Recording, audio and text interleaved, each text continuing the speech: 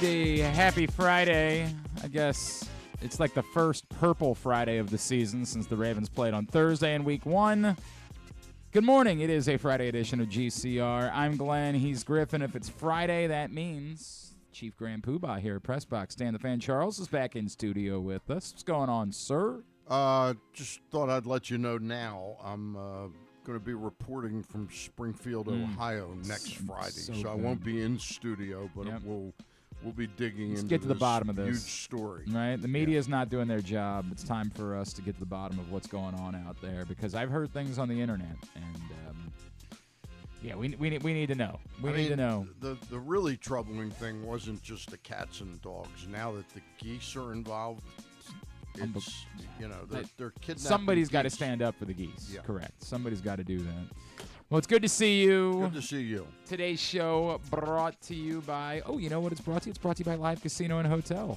And Griffin, again, has instructions for you for how you can be a big winner this weekend at Live Casino and Hotel. Really? Yes. Yeah, what you want to do is that on Sundays, you want to have your live rewards card inserted correctly into any slot machine. Show me how to do it? And That's how you insert. Correctly in. Yes. That's what they call Griffin in some circles. They call him actively playing the inserter. What if you were to put it in incorrectly? Because it wouldn't register that you were a live rewards member actively playing slots. But every time Baltimore or Washington's football team score a touchdown during home games this season, live rewards members will be receiving a free $7 slot play.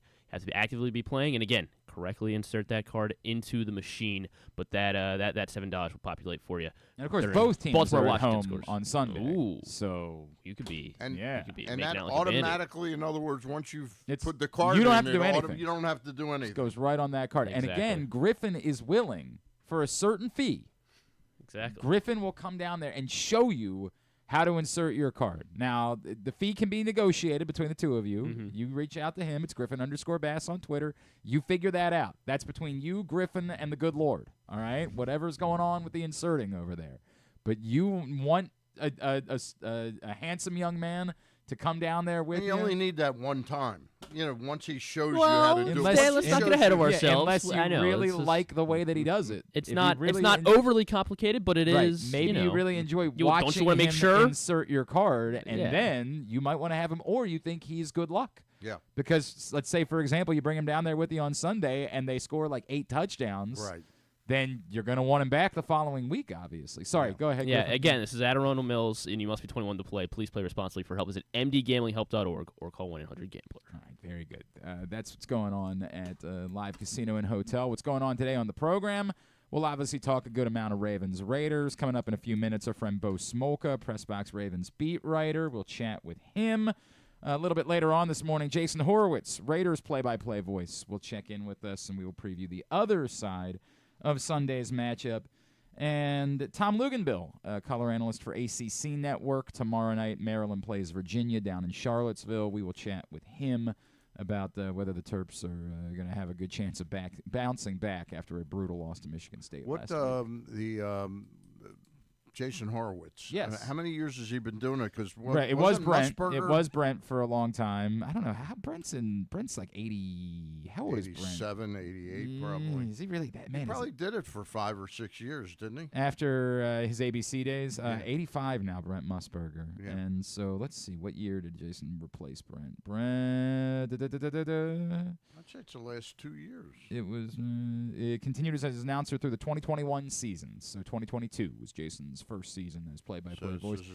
Jason also obviously from Westwood One. He always is he's always the guy that throws you out to the game. And now we head out there. Jason Horowitz has one of those voices that for the rest of us in this business, you're just like, damn it. Why couldn't I have been gifted with that? Yeah. Why couldn't I sound like that? I'd have that job. Well, I don't know. He's talented. Yeah. I want to take that back from him. So all that coming up on the program today, and also we will, of course, get you segment number 3 of the Arthur Maulet Show with special guest Beau Brade from this past Tuesday. That's all on the way. We will talk Orioles this morning. I do want to spend a minute because I think the large conversation stems from what we saw last night, as it was already not going well for the Dolphins. They were getting their brains beat in, and then Tua Tagovailoa suffers another concussion lunging for a first down on a fourth down conversion. And it immediately goes to this place of it's time for Tua to retire. And I think a lot of people that are saying that believe that when they say that, they're being altruistic, that they are really they're saying something that they feel like needs to be said. And I don't think it's that simplistic. I respect the opinions of former football players. I respect the opinions of people that understand CTE and understand head injuries. And I know, like, former pro wrestler Chris Nowinski is someone who has become extraordinarily involved in that community. I respect all of those opinions. I also respect that it's no one's decision to make but Tua Tagovailoa, and someone who's at the height of what they do professionally, simply walking away from that is very, very difficult to do. I can't imagine how it feels for Tua's family. Obviously, we got to know Leah a bit here in this area the last few years. I can't imagine what it feels like to continue watching this dude go through all of this. And why it appears as though he's more susceptible to a lot of people blame the fact that he doesn't slide feet first. In particular, last night, he was diving for a first down with the game on the line. I don't know. I'd have to go back and look and see, because you're supposed to call him down where he starts the slide, and it's possible that if he had slid feet first, he would have been short of the first down if they had marked him where he started the slide.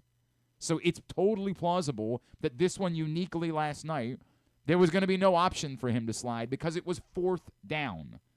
And they were down by 3 scores. And they were desperate in the third quarter to try to find their way back into the game. I don't know what the story is. I can't portray myself to be nearly enough of an expert. But I also just think it's brainless sometimes. And I don't say that to be trite. I'm not trying to make a joke there or there to be a pun. I think it's brainless sometimes where we feel like we have to say something, and so we just say, it's time for this guy to retire.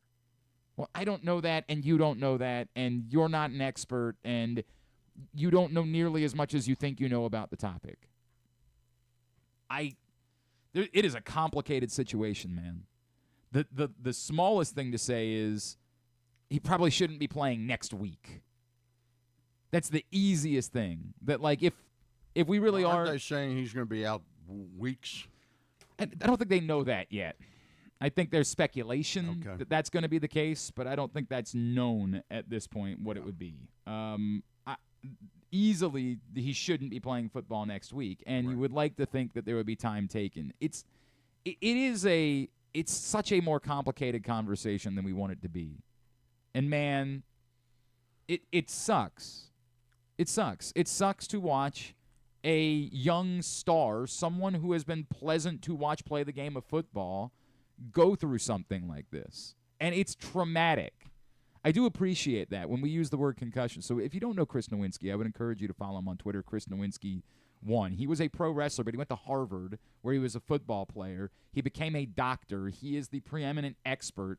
He's the guy that gets all of the football players to donate their brains, or agree to donate their brains after they pass away, so they can be studied for the impact of CTE. And he is the person to follow in these situations, and he always reminds that we throw the word concussion around flippantly. And the way that we should describe it is traumatic brain injury. Every time. Every time you suffer a concussion, you're suffering a traumatic brain injury. And when you say it that way, it's less dismissive. It's less, oh, it's just a concussion.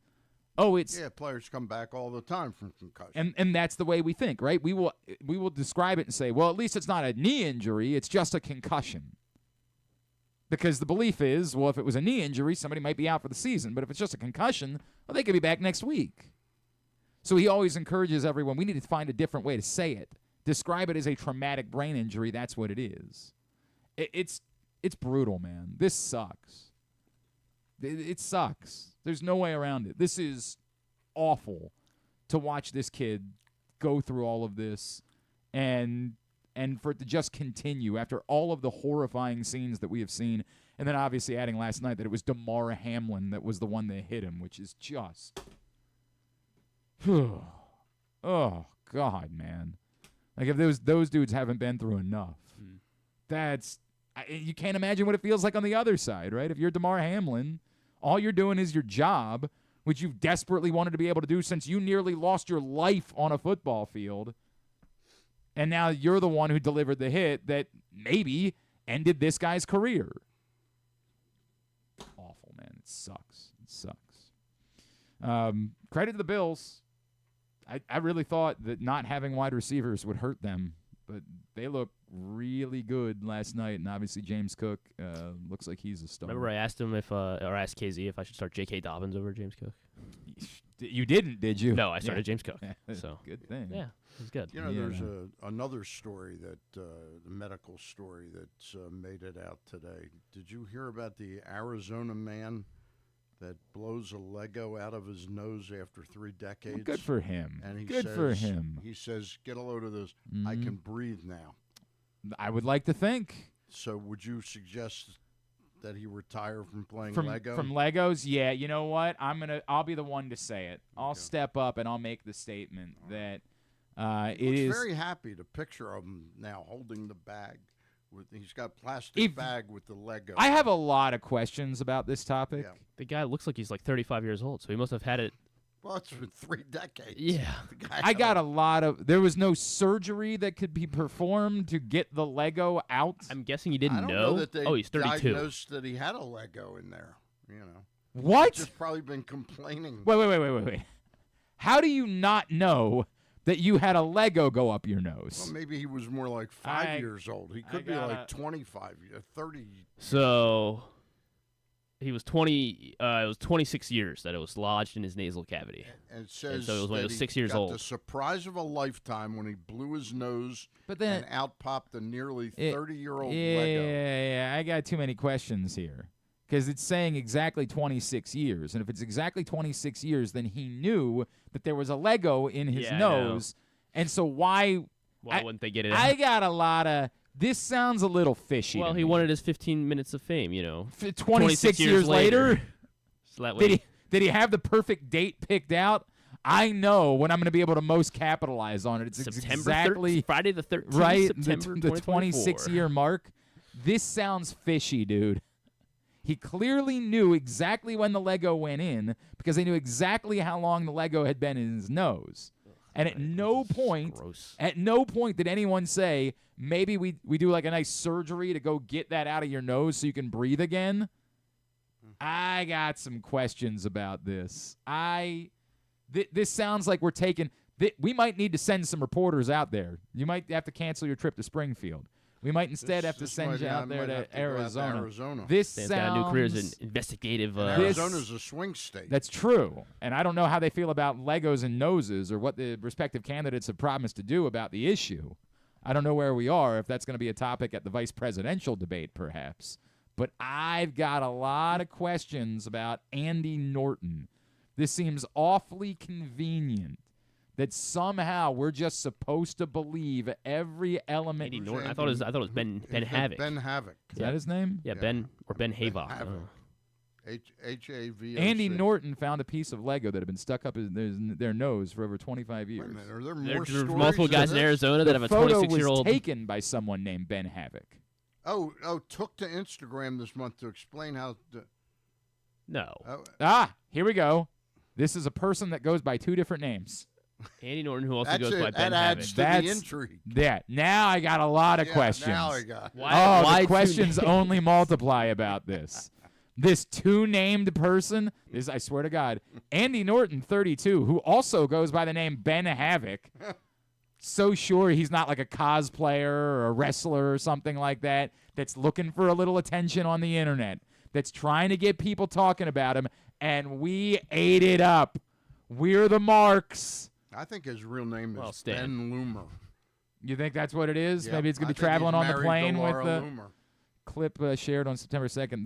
They'd shoved a Lego piece up their nose when they were age, quote, 6 or so, unquote, in the 90s. This person knew. So he shoved it up there. And knew it was up there. Never bothered. Just left it alone. Never said, like, hey, internet, I got a thing of Lego. Can I get a GoFundMe to get this thing out? No? Really? Really? Really? Really? And we're all just supposed to eat it up like the sheep that we are. Stay woke, people. Stay woke. Very well said, Glenn. Man, you're over here just. Glad I brought that. You're over here just eating that hook, line, and sinker. Yep. Just believing everything you read on the internet. I believed it. Next thing you know, you're going to believe they aren't eating the dogs and cats in Ohio. Next thing you know, you're going to believe. I'm going to dig into that next week. The lamestream media. Don't leave the geese The out. lamestream media saying that the city manager says it's not credible. Oh, I'm so sure. He's on the take. You heard about how managers are doing recently?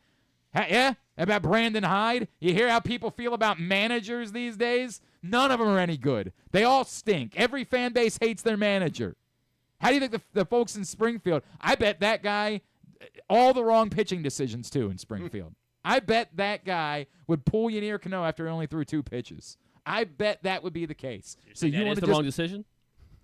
I'm not saying anything, Griffin. I'm doing shtick. I'm doing a bit. I'm doing a wacky, as the kids like to say. Anyway, there was obviously no man of the match last night because there was no baseball game. If there were, then we would tell you that man of the match was brought to you by... Experience the thrill of the Mars Maryland 5-Star at Fair Hill, presented by Brown Advisory, coming October 17th to 20th. See the world's best equestrians compete in the sport of eventing, the ultimate test of horse and rider. Enjoy a weekend festival featuring local food, shopping, and fun for all. Come for the event and stay for the experience in Cecil County, home to the Chesapeake Bay waterfront, vibrant small towns, and family entertainment. Tickets on sale now at maryland5star.us.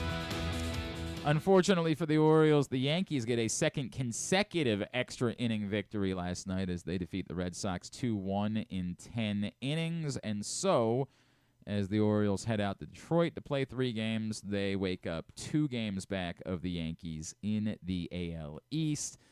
I guess if you're looking for good news, it's that with the Red Sox loss, they're a half game closer to clinching a playoff spot. So they've got that going for them, which is something. I think I saw they could conceivably clinch a playoff spot as early as Monday if the Red Sox were to get swept and they were to sweep the Tigers. But, the likelihood of both of those happening is... Frankly, either of those things happening. Yeah. The likelihood, frankly, of them winning the series doesn't seem great, but that's a conversation that we will save for a little bit. We have pitching in this series. Burns is going tomorrow. Oh, great. Povich, I think, is on Sunday. Who's tonight? Who is tonight? Tonight is Eflin. Yeah, Eflin tonight. Against good old TBD. Yeah, tonight. Yes, tonight you feel like you at least have a decent chance. But hey, man, it's what it is. It's what it is. Yes, the Orioles open up a series at the Tigers tonight. Tigers have been playing good baseball. They have been playing good baseball. They became kind of relevant, in fact, in the playoff picture for a little while, which is not something that I think many of us expected to be the case. The Tigers, the Tigers, with the results of last night, they have jumped ahead of the Red Sox. Yeah. They are the now. Tigers look like we did in 2022. That they'll be on the verge of potentially jumping up to like an 85-win team next year. I could see that. That's a big leap. Or 101. Yeah. Yeah. That's where things went. We'll talk more Orioles a little bit later on in the program, but that's what's going on. Today's show is also brought to you by Project Game Day. Project Game Day returns this Sunday immediately following that Baltimore-Vegas matchup. We hope you'll come join us at PressBoxOnline.com/GameDay for Project Game Day. Can I ask you a question? Next year, will you call that Project 2025? No, I don't think we'll adopt that. Okay. I think we're going to go ahead and let that slip into the ether. Okay. I think that's going to be the I hope. I hope. I'm just full of great questions. Yeah, got a bad feeling about it. Anyway, come join us. Myself, Rita, of course, Super Bowl champion, Femi Badejo, KZ, Steck, the whole cast and crew. We will be hanging out with you. PressBoxOnline.com/GameDay. It's all brought to you by 1-800-GAMBLER, the Maryland 5-Star, and the Green Turtle in Towson and Canton. Project Game Day, every game day, all season long, including this Sunday following Baltimore-Vegas. And speaking of Baltimore, Vegas, of course, the Week 2 matchup here in Charm City, Sunday afternoon at 1 o'clock. Let's preview that. Joining us now, he is our Ravens beat writer at PressBox. He's Mr. Beau Smolka, and he's with us this morning here on GCR. Beau, it's Glenn and Stan. It's great to chat with you as always. Thank you for taking a couple of minutes for us this morning. You bet. Good morning. Beau, I want to start with, because we talked about it a little bit last Friday, but the loss of Kyle Van Noy, tangibly, what does it mean for this football team? Well, it means that, first of all, a guy like Tavius Robinson is probably going to be asked to do more than they expected him to be asked to do.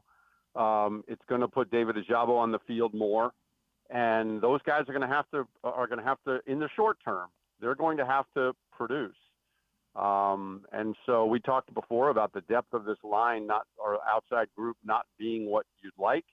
And now it got worse until Van Noy comes back. So I think it puts the onus really on Ojabo. And we did see him make a nice play in that game. And he's flashed. But again, we know with him that it's a question of, can he do it consistently and can he stay on the field? And again, with Tavius Robinson, he's a guy that's probably going to be asked to do more than they thought he would need to at this point. So in the near term, and of course, it also puts more pressure on Owe to be the guy that they hope he can be. Mm-hmm. But I think that was the case regardless of whether Van Noy was hurt or not. One of the interesting things that came out this week, I know there was a lot of criticism of Marlon Humphrey from last week, but Kyle Hamilton says maybe ease up on all of that. Yeah, so that's true. And, Hamilton's a stand-up guy. And I know on the long touchdown to Xavier Worthy, the Ravens blew the coverage. It looked terrible because Worthy's running free 10 yards away from anybody, and they get the easy touchdown. Marlon Humphrey had him at the line of scrimmage, let him go, thinking someone was getting him deep. And Kyle Hamilton came right out and said, hey, that's on me. I'm supposed to be back there. I got confused. I had the wrong call.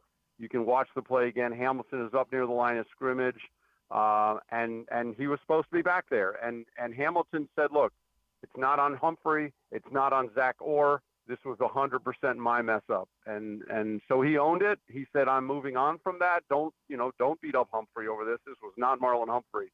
And I think the interesting thing, or one of the things that I think both Hamilton and Roquan Smith came out of that game thinking they really didn't play well.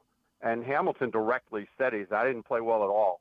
And so I think you've got those two. And this defense in general, kind of smarting and a little bit angry. And I think the Raiders are going to face a defense that is highly motivated this week based on how they played last week.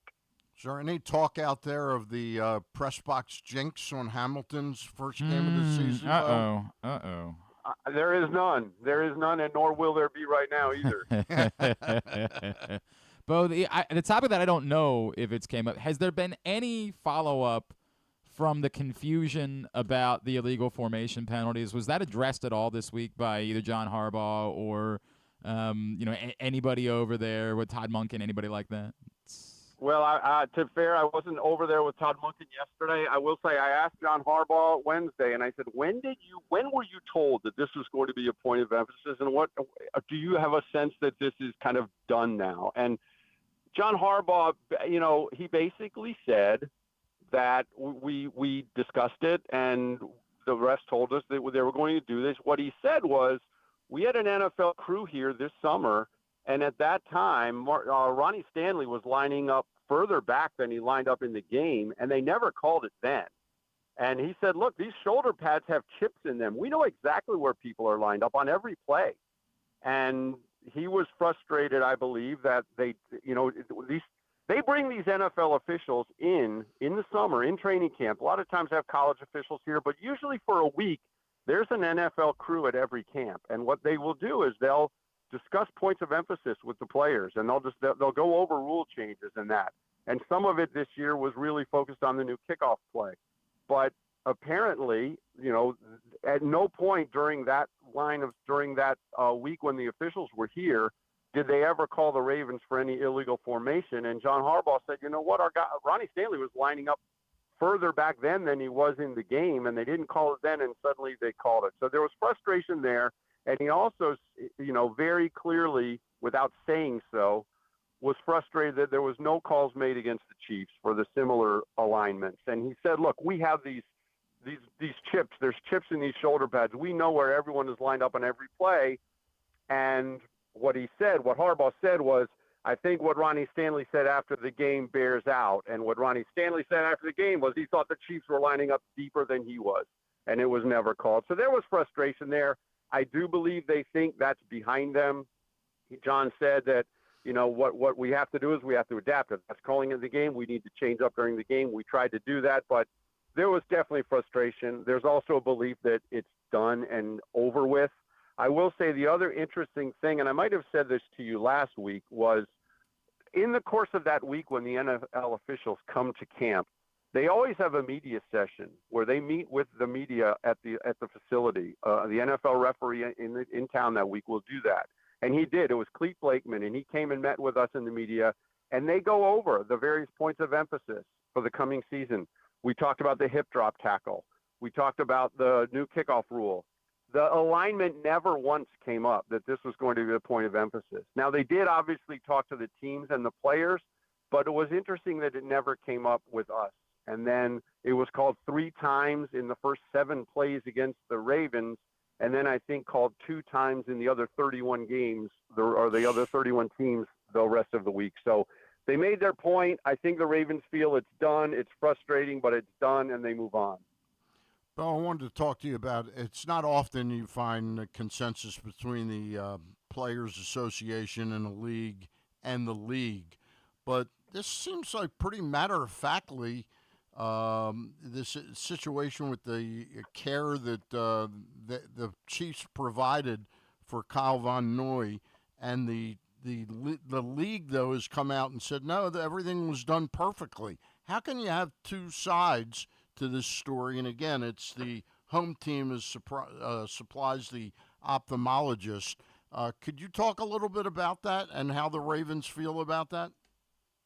Well, so, apparently, and again, I didn't know about this until Kyle Van Noy went on a podcast and said basically, he gets hit, his helmet, here the description, the helmet got tucked under, somehow his eye got injured, he broke an orbital bone near his eye, and he leaves the game and he goes down to the training room, and to hear him tell the version of it, he didn't get seen for an extensive amount of time by the Kansas City medical staff.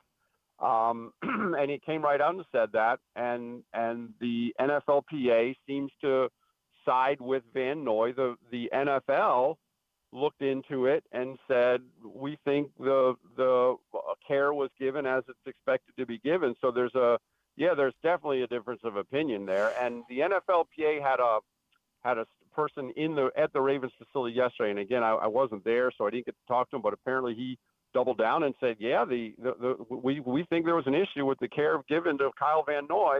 And then the league responded and said, no, we think it was fine. John Harbaugh didn't want to delve into that when he was asked specifically about that on Wednesday. He said he hadn't talked to Van Noy about it. He had heard and read about what Van Noy had said. All Harbaugh would say was, I have ultimate respect for all the medical staff on all the teams, kind of thing. There's obviously a difference of opinion. Van Noy is unhappy with how he got treated or how he got care. There's definitely a tension point there between the league and the union. All right, he's Beau Smolka, PressBox Ravens beat writer. Beau, one more from everything that we saw and heard this week, and then I want to talk about the Raiders. John Harbaugh's comments from Monday about Derrick Henry and not wanting to be giving him the ball 30-plus times a game, that for some reason got a ton of play, and to me it just sounded like, right, I don't think the Ravens signed Derrick Henry because they were looking to replicate the Tennessee Titans of the last 8 years. I never had the belief that the idea was to pound Derrick Henry this season. Were you surprised by all the attention that got? That to me just seemed like kind of common sense. Yeah, I mean, I was a little bit surprised. I think people expect him to be this bell cow back 20, 25 carries a game. 30 carries a game is obviously crazy. Yeah, it's outrageous. A number of carries. When you look even over the course of his career, I mean, 30 carries a game adds up to that'd be 300 carries just in 10 games. Right. He's not going to be carrying 30 times a game. I do think the sense is, it was surprising to a lot of people that Justice Hill was on the field more than Derrick Henry in that game. And I think part of that was I think the kind of acknowledgement was this was going to be a game where the pass rush was going to be a problem. Justice Hill is a really good pass blocker, and we're probably going to be passing quickly and short and maybe checkdowns, and we want Justice Hill on the field for that. Now, they ran the ball right down the field on the first drive. They scored a touchdown, and a lot of people think they should have used Derrick Henry more later in the game than they used him, I think. And so Lamar Jackson ended up with more carries than Derrick Henry. I don't think that's something the Ravens want.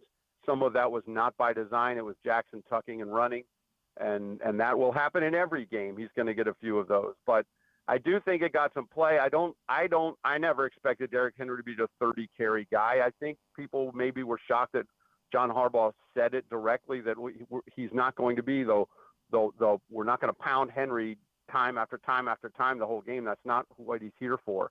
At his age, it's not what he's here for, and that's exactly what they expect from him. They don't expect 30 carries a game. I do think we will see more of him in future games, and I think he'll be on the field more than Justice Hill. I think part of that was the game plan with the Chiefs. I'm not surprised that it created waves, but I'm not surprised that was John Harbaugh's answer and approach either.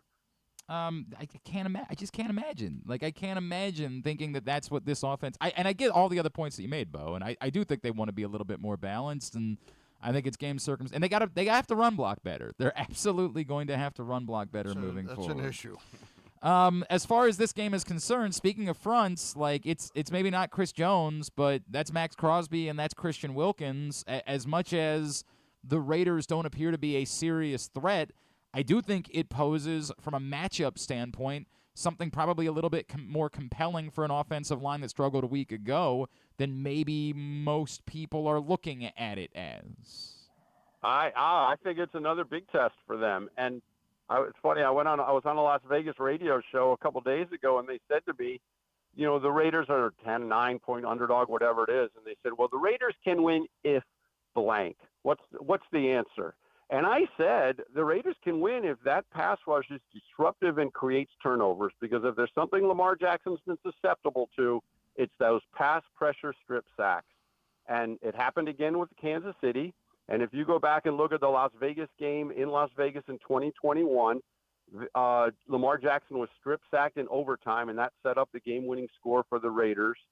So if Crosby, Wilkins, someone else in there is able to take advantage of this offensive line and create turnovers, create short fields for the Raiders, they're absolutely in the game. So I think Crosby and Wilkins and the rest of them are another huge test for this line. And, John Harbaugh has been very supportive and defensive of this offensive line. When you bring up a question about it, he gets a little prickly about, he said on Wednesday, so take a look around the league of the other offensive lines. I think he said by the end of this year, I think you're going to look back and say, this is a really good offensive line.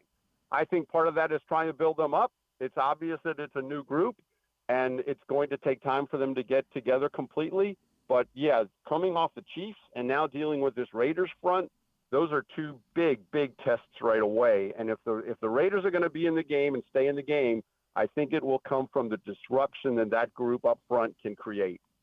He is PressBox Ravens beat writer Beau Smolka. You can, of course, follow him on Twitter @BSmolka. See his work at PressBoxOnline.com. And yes, he did write our cover story this month all about Kyle Hamilton. And you can pick up that print issue right now at your neighborhood Royal Farms, any of those hundreds of locations around town where you find PressBox. Beau, always appreciate you. We'll talk to you again next Friday. Thanks for taking the time for us. All right, thank you. Have a good day. Thank you, Beau. Beau Smolka, PressBox Ravens beat writer, with us here on GCR. Yeah, you said yesterday you like the Raiders.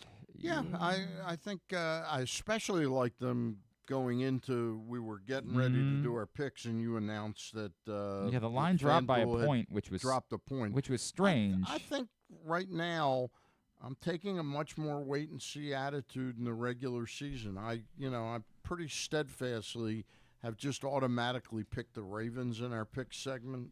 They're going to have to show me a little something this year. It's still interesting to me that even at 8.5, where the number has gone to, it is still the largest line of any game this weekend. And I think it's the first time in like modern history that there hasn't been a game in week 1 or week 2 of an NFL season with a double-digit favorite going into the game. It's just not something that you see very frequently. Some people will say, well, that's, the parity of the league. And, but the parity of the league has existed for some time. Maybe it's that we think rookie quarterbacks are better than we gave them credit for in past years, but, like, none of the rookie quarterbacks looked all that great last week. No.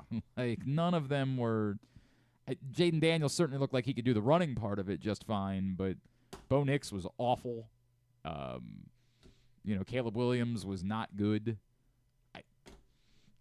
It is a little weird that there isn't, there's this hesitance. And again, as soon as the Ravens game went to 9.5, it immediately got back down to 8.5, and the action went the other way. So it is very weird that here we are 2 weeks into the season, not a single double-digit spread. I would think that perhaps as you see more quarterback injuries, like for example, the Packers are only 3-point dogs against the Colts. And who's quarterbacking? Malik Willis is the quarterback for the Packers. Is he the former Titan? He was a Titan, yes. Do you think it'll move at all when they officially rule out Jordan Love, or just because they Everybody keep playing knows Jordan Love's not playing. Right. There's no debate about Jordan Love not playing. The reason they're 3-point dogs is because they know Jordan Love's not playing. Like if there was any question that Jordan Love would be playing, that it would be a pick-em in that situation. They know Jordan Love's not playing. He's going to be out for some time, right? Well, the thought is he's going to be out for the better, but they didn't put him on IR, so they didn't confirm that he's definitely going to be out for 4 weeks. Yeah. It'll be interesting to see, like, if Skylar Thompson really is going to be the Dolphins quarterback. I guess there is a chance that they could be the team that signs Ryan Tannehill, but they got to figure out what exactly this is going to look like for Tua moving forward. Right. If Skylar Thompson is the Dolphins quarterback next week, who do the Dolphins play next week, Griffin? Do you know off the top of your head? I do not. That's the problem. They might end up playing a bad team. If I were a Dolphin. If the Dolphins were playing the it's the Seahawks, so no, they won't be double-digit dogs, the Seahawks. Game in Seattle? It is in Seattle. They'll probably be touchdown dogs to the Seahawks if Skylar Thompson's their quarterback next week, if I had to guess. Well, depending on what the Seahawks do this week. Depending upon how the Seahawks play. But, yeah, I mean, the more backup quarterbacks you get into playing, the more likely you are to get to a double-digit dog this season. But I try to look at next week. Saints should be double-digit dogs this week. Why? Because they're playing the Cowboys. Just because you think the Cowboys are that good? I think the Cowboys will score 40 points, yeah. I do think that line is off by a little bit. I think that line should be more like 8.5, something like that. But I don't think they should be double-digit dogs. Like, the Saints played well, and they have a really good defense. Like, I don't think they should be double-digit dogs. I'm trying to see if the Week 3 look-ahead lines are out. Look-ahead lines. NFL Week 3. Yeah, nothing that would be 10 points next week either. See they have the Jets as 7-point favorites on Thursday night against the Patriots. Yeah, okay, but nothing. That's crazy. We would be looking at a scenario we go 3 weeks into the season potentially without there being a double-digit favorite, which is wild, man. That's wild.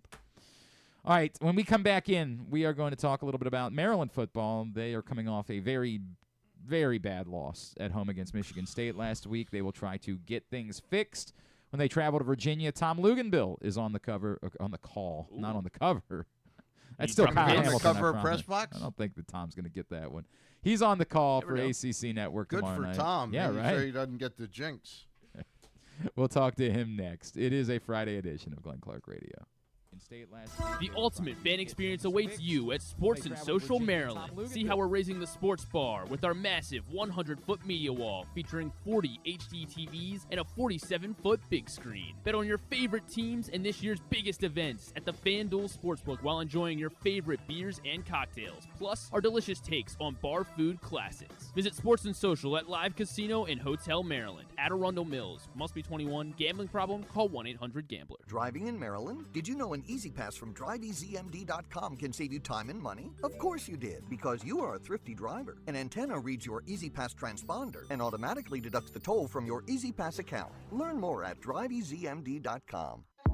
Hagerstown, Maryland, a snapshot of American history that dates back centuries. Today, the roots of the city expand with another historical moment, the grand opening of Meredith Park, Hagerstown's new event stadium and home to the Atlantic League Flying Boxcars. Experience the energy, culture, and adventure. Plan your getaway today at America's newest and most innovative ballpark. You're welcome in Hagerstown, Maryland. Visit Hagerstown.com. Treat yourself and taste the Baltimore tradition that is the legendary Costas Inn. Hey, it's Stan the Fan Charles. For over 50 years, the Costas Inn has been a Baltimore original, dishing out their legendary fat, delicious, award-winning crab cakes and steamed crabs. It's crab season, so sit back and crack some crabs while watching the Birds pursue another divisional title on Costas' 15 TVs. On Monday night, the Costas Inn offers their half-pound jumbo lump crab cake with 2 sides for under $30. So head on down to the Costas Inn today at 4100 North Point Boulevard or visit them at costasinn.com. The votes were all counted, and the results are official. Royal Farms was named #1 for food in the USA Today 10 Best poll, receiving more votes than any other convenience store chain in America. The next time you want to get some good food fast, doesn't it make sense to go to Royal Farms? Voted best in the USA and home of world-famous chicken. Real fresh, real fast. Royal Farms. Gambling can be a fun and entertaining experience, but there are risks involved. If you're planning on betting on the game at the casino or on your phone or computer, know your limit, stay within it. Set a budget and a time to stop. Remember, gambling isn't a financial solution, and it doesn't mix well with alcohol or drugs. Know the risks and have a plan before you begin gambling. For free and confidential services, call 1-800-GAMBLER 24/7 or go to helpmygamblingproblem.org. Brace yourselves for an unparalleled in-person betting experience at the Green Turtle Bet Park Sportsbook and Bars in Canton and Towson. Experience the thrill of live betting with Baltimore's only state-of-the-art Vegas viewing TV experience. Choose between our on-site tellers or the convenience of our self-bet kiosks to place your bets. Gather your betting buddies and head over to the Green Turtle Bet Park Sportsbooks today. Green Turtle Bet Park Sportsbooks in Towson and Canton. The ultimate destination for game day excitement, great food, and live in-person betting. Must be 21. Please play responsibly. Gambling problem? Go to mdgamblinghelp.org. Coming back in here with Glenn and the other guy, Garrett, whatever his name is. You know who they are.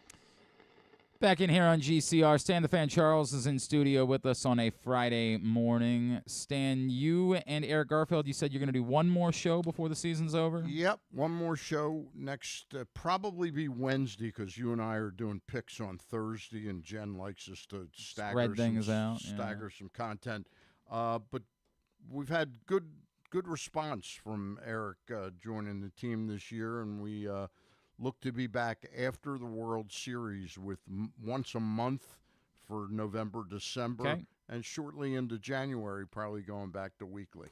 You can find that show, Stan and Eric got together Wednesday this week, as well as Stan, Ross, and Luke every Monday live at facebook.com/PressBoxSports. And if you miss it live, you can check it out at youtube.com/PressBoxOnline or PressBoxOnline.com/video. And I sort of made an assumption there. People know what the content is. It's about the Oriole farm system, from top to bottom. Prospects. Eric lives down in Florida, in Bradenton, right near the Orioles training facility, and he's aware of everything that goes on in the system. And those seasons are about to wrap up. Bowie's final, they're playing on the road this weekend. That's the end of their season. And Norfolk is this weekend. They got one more week left? They've got 1 week left. So a lot of people have wondered about maybe perhaps Heston Kjerstad returning to the Orioles, as he's been back. And he's been back with Bowie for a few days. They've called it a rehab assignment, but remember, he was sent down before he got hurt, so I don't know what the thought process is there. I have no idea what might end up happening. I'm expecting that is two things. Number one, they'd like him to get some time playing again, just so he goes into the offseason feeling comfortable, because he's coming back from being hit on the back of the head. And also, if you were to get an injury, you'd like him to be somewhat playing a little bit and in some game shape let's say, just hypothetically, but you don't Colton Cowser right. went down with an injury. You don't think that they are determined that he is definitely part of the Major League solution before the season is over, that the priority is him being here versus him just being an option? I think it's more an option at this point in time. But again, if I haven't seen him, how he's performing. If suddenly he hits 680 for a week at Bowie, that sort of says something different than 250. Sure. And I know he hit a home run the other night. I'm trying to pull up what he's done. And, of course, as soon as I do, they're trying to take me to his Major League stats. That's not helpful. I need minor league stats. Heston Kjerstad of late since he's returned. All right, here we go. He's been back for 5 games. Okay. And he is 6 for 17 in those 5 games. So now just two one home run? 2 of those were in Aberdeen. Okay. You know what? I guess he didn't hit a home run. Why did I think he hit a home run? Oh, he had a double. That's what it is. He crushed a double the other night. So, yeah. Basically the same thing. Yeah, more or less. More or less. Exactly the same thing. 6 for 17 in 5 games, 2 in Aberdeen and 3 in Bowie. Maryland, rough loss at home to Michigan State last week. They tried to shake that off as they go on the road to Charlottesville to face an old ACC rival tomorrow night. The game is on ACC Network. Our next guest will be on the call, former Georgia Tech quarterback, and now analyst for ESPN, as well as a recruiting guru. He is Mr. Tom Luginbill, and he is with us this morning here on GCR. Tom, it's Glenn and Stan the Fan here in Baltimore. It's great to chat with you, man. Thank you for taking the time for us. You bet. Good morning, guys. Tom, I know you're more, the ACC side of things, but as you've been doing your work on Maryland this week, how disappointing should it be what happened a week ago? Is it alarming, like, hey, this might really be problematic for Maryland, or is this, hey, perhaps Michigan State's a bit better than we realized they were, and this is football, sometimes you lose close games, no reason for greater concern? No, I'm not concerned significantly just because the issues at play here are coachable and correctable. When you turn on the tape, are you seeing a lack of effort? No. Are you seeing a lack of physicality? No. Are you seeing a lack of toughness? I'm not seeing that. And so, you take a couple of plays early, the deep shots where Billy Edwards is just a half second off, and you're looking at touchdowns. Instead, they're incompletions. You look at the penalties in the kicking game. The defensive explosives had nothing to do with talent. It had to do with alignment and a miscommunication with corners thinking they've got inside safety help over the top. So they're playing a technique that just gives free access to the receiver to run a post route. It happened to him twice. And, that's the part that's frustrating is these are mental errors that need to be corrected. I think talent-wise, they're just fine. They're getting better. But you can't make those types of errors and the other team stays in the game as a result. I tend to agree with almost everything that you're saying. I guess somebody would point out, unfortunately, that's been maybe a common theme for Maryland is some of these, shooting yourself in the foot, some of these types between penalties and, is there a bigger issue within the program?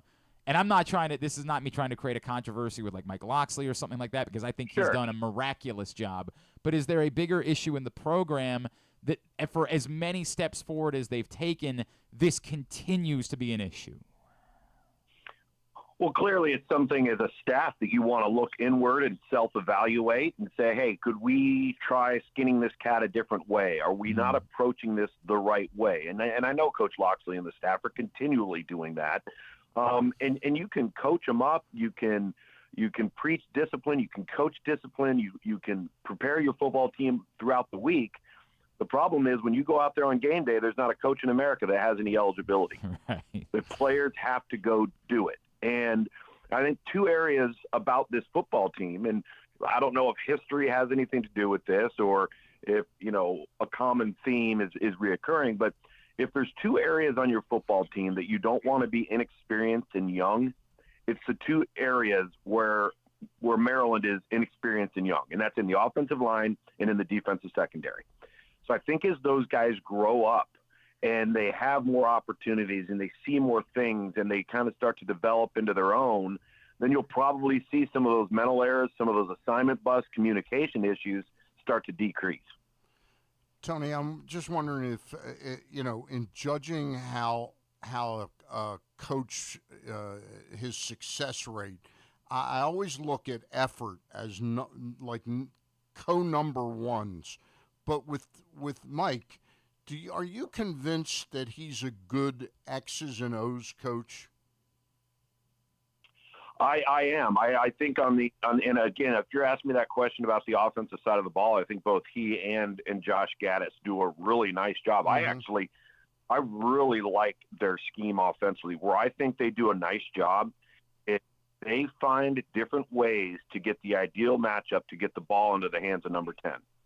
Ty Felton, if you start to really break them down, and we're going to do something on this tonight on the broadcast, he's always lined up somewhere different. He's always put in a position where they can try to isolate him, and I think they've done a really good job there.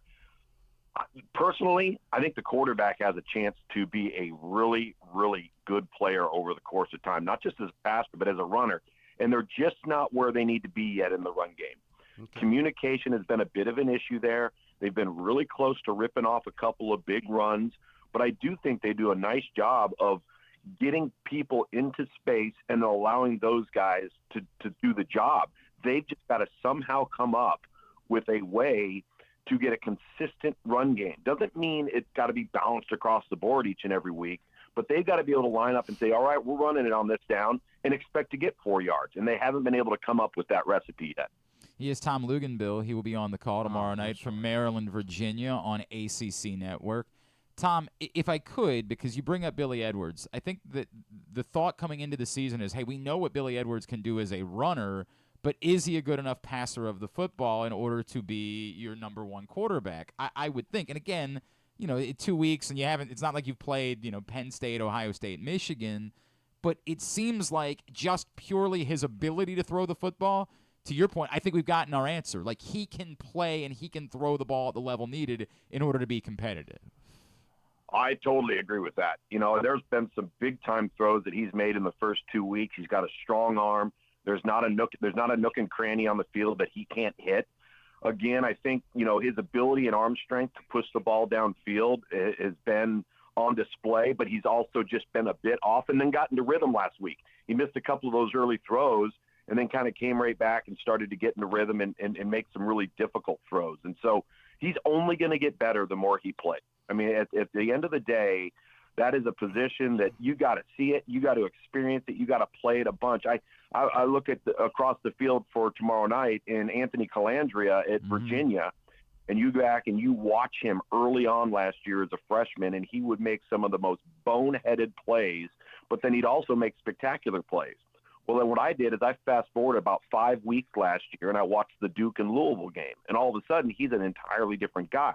You look at him now in the first 2 weeks for Virginia, he's been the difference. He was the reason they were able to win that Wake game late. And so, again, it's playing and it's seeing things and it's getting comfortable. And I think that will continue to happen without question with Billy Edwards. Tell me a little bit, Tom, about the Virginia team. Aside from the quarterback, what do they pose as a threat to Maryland? Well, they very similar to Maryland have three really good targets led by Malachi Fields and then Notre Dame transfer Chris Tyree and then Trell Harris. So there's three guys at wideout that they are really good.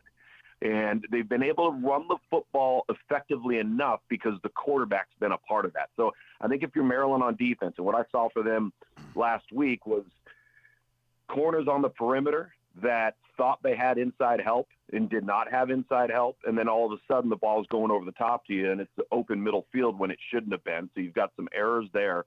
But Maryland loves to give what we call simulated pressures. They're going to walk guys up in the gap. They're going to shift late, and they're going to try to create confusion and bring some pressure, but you don't know where it's coming from until the last second. I think you got to be careful with that stuff sometimes when you have to adhere to the quarterback being able to run. Now, the one thing I'll say about Virginia on defense is they were not a good pressure team each of the last 2 years, and then all of a sudden last week they completely took over the game in the fourth quarter, and they were a huge, huge reason why Virginia was able to come back, because they were able to get the ball back to the offense through pressure, hits on the quarterback, creating a turnover.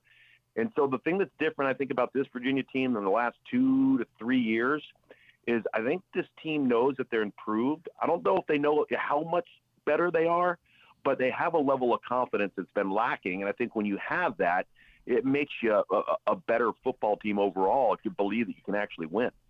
Tom, if I could, on top of what you do, game analyst work, you are obviously recruiting guru. Malik Washington, the quarterback that Maryland has landed moving forward out of Archbishop Spalding here locally. Is Malik Washington a big get for Maryland, or is Malik Washington a big get? I think it's both, to be honest with you. And the reason why is, the first reason is you got to keep your best players close by at home. There's got to be a want to stay around. And I know that that's something Mike Locksley's been preaching, his staff has been preaching, because with the DMV in that area, everybody comes. I mean, you're having to fight off so many different sharks. And so when you're able to do that, I do think it sends a message and it helps. And then if you can start to stack wins, then more and more local guys or guys within a 50-mile radius in any direction, the perception of your program starts to change. So I think anytime you get a high-level quarterback and a high-level quarterback nearby, it's just one of those building blocks that hopefully kind of stems the tide a little bit for guys not wanting to leave the area. But you know what I mean? Like, is he really a game changer for the program, or nice player, the type of player that Maryland should be getting? I think I would say that they've probably overachieved a little bit. Is he a really good player? Yeah. Okay. Do I think he could potentially be a difference maker type player? Yes. Have those been the guys that Maryland's been able to just routinely go out and get under center? No. Yep. So I think that's a building block in the right direction. No, I think that's significant the way that you're saying it. Tom, I think that was really well said.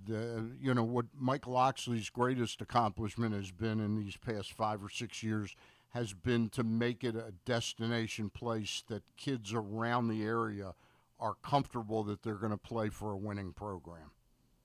Yeah, and I'll tell you the other thing that's kind of the recipe in all this is when Mike Locksley took the job, all of a sudden you have an indoor facility enhancement. You have a football operations facility that was probably 25 years overdue. And so in recruiting, with your efforts, when a guy is going and he's taking a visit at Penn State, or he's taking a visit at Virginia Tech, or he's taking a visit at Clemson, and then he comes onto your campus, you can actually compete in that world now. The message that's being sent to the prospect is that we are serious about football. We're investing in our highest revenue producer, and our long-term goals are to compete for championships. And we know that if we don't invest in this, we're not going to be able to do that. Well, they have invested in it. So I think the timing of it works out well. He is Tom Luginbill. Tomorrow night, ACC Network, Maryland and Virginia. He will be on the call. Tom, appreciate you spending a few minutes with us this morning. Thanks for doing this. We'd love to chat again down the road. You bet. Thanks for having me, guys. Have a good day. That's Tom Luginbill with us here on GCR. Excellent, yes. Yeah, 8 o'clock kickoff tomorrow night for Maryland and Virginia down in Charlottesville, which seems, especially for an ACC Network game, that seems late. That seems like a... If you want to put a game on primetime on a network or something, I get it. But why would any ACC network game? This is a big rivalry. Right. That's yeah. So anyway, I just don't get the 8 o'clock kickoff part of it. It doesn't make any sense. It's really kind of the only game on, I guess. And that is tomorrow night, correct? What do you mean it's the only game on? There's no other good games on. Well, it's not a day of big games. I agree with that, but it's not the only game. There's other games that are on. They're just not big games, and this one's not a big game. This is the biggest game. Yeah, we're just gonna do that bit. It's not a bit. It is. Let me look at the schedule. For 6 people, it's a big game. This is tomorrow night. Yeah, at least tomorrow 12. Night, yes. At least 12 people. Yeah, maybe for the 12 people. And is that on 857? The Fox. Is that ACC Network? I don't know where. I don't know idea what number. It's on the ACC Network is where the game is tomorrow night. 8:57. The night games tomorrow are Georgia, Kentucky. Yeah, that'll be a rubbing. I mean, probably, but it's definitely going to be more interesting. What do you want to watch? You want to watch Tennessee put 80 on Kent State? I'm going. Me personally, I'm going to watch the Maryland game. But I'm one of the 12. I don't know what this bid is.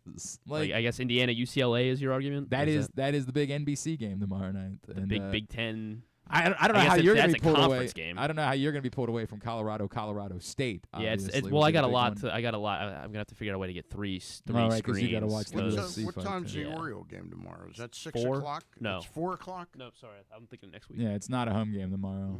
Yeah. 6 o'clock, I think. Oh, it is 6 o'clock. All right, hopefully that's a quick pitching. Corbin Burns, let's just go down. Get that one over with. Get that one over with. Because he works so succinctly. Let's do that. We'll talk some Orioles when we come back in, and then we'll preview the Raiders with Jason Horowitz. Stan is here. It's a Friday edition of the program. At A.J. Michaels Heating and Cooling, you get maximum value for your investment. You'll save 50% in heating costs, get $6,000 in rebates, and a no-interest energy loan. That's value. Find us at ajmichaels.com. That's ajmichaels.com. Experience the thrill of the Mars Maryland 5-Star at Fair Hill, presented by Brown Advisory, coming October 17th to the 20th. See the world's best equestrians compete in the sport of eventing, the ultimate test of horse and rider. Enjoy a weekend festival featuring locally sourced food at the Fresh Food Fest, a beer, wine, and spirits showcase, shopping, and fun for all ages. Check out the Maryland Corgi Cup, Interactive Kids Corner, and more. It's the place to be in October. Visit Maryland5star.us for tickets. Treat yourself and taste the Baltimore tradition that is the legendary Costas Inn. Hey, it's Stan the Fan Charles. For over 50 years, the Costas Inn has been a Baltimore original, dishing out their legendary fat, delicious, award-winning crab cakes and steamed crabs. It's crab season, so sit back and crack some crabs while watching the Birds pursue another divisional title on Costas' 15 TVs. On Monday night, the Costas Inn offers their half-pound jumbo lump crab cake with 2 sides for under $30. So head on down to the Costas Inn today at 4100 North Point Boulevard or visit them at costasinn.com. Make the most out of every day in your Toyota RAV4. Available in hybrid or gas-only models. A RAV4 can get you where you want to go in style. Check out buyatoyota.com for deals on new RAV4s from your local Toyota dealer today. The drug scene in Maryland is changing. Fentanyl and xylazine are being added to street drugs, and you may not even know it.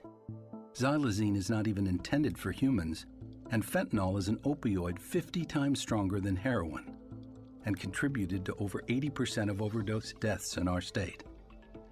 Anyone who uses drugs, even occasionally, is at risk of overdose. To learn more, visit stopoverdose.maryland.gov or call or text 988.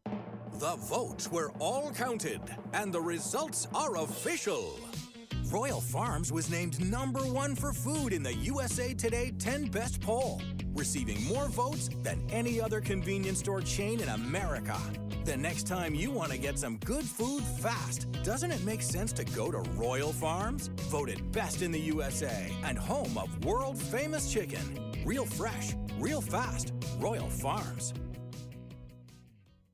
The latest edition of PressBox is available now. On the cover, Beau Smolka profiles Ravens star safety Kyle Hamilton, detailing his path from growing up the son of a basketball player to choosing football, being overlooked in the draft, and turning into a defensive unicorn as a playmaking Swiss Army knife in the NFL. Also inside, meet college football players from all of the area's D1 programs and some of the area's college soccer standouts as well. PressBox is available for free at over 500 locations throughout the region, including 60 Royal Farm stores. Or you can read the entire issue at PressBoxOnline.com, where you can also find great betting advice and the best daily coverage of the Orioles, Ravens, and Terps.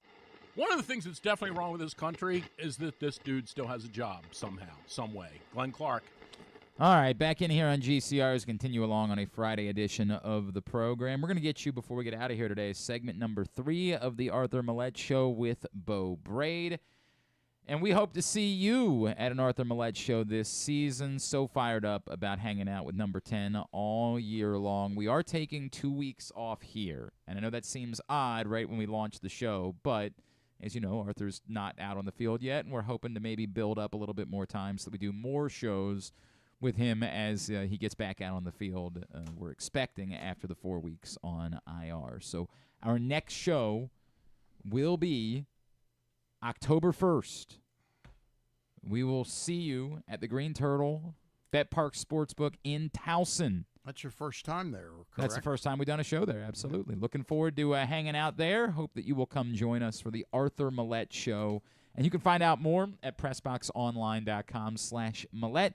It's all brought to you by Easy Pass and 1-800-GAMBLER, the Arthur Maulet Show, all season long.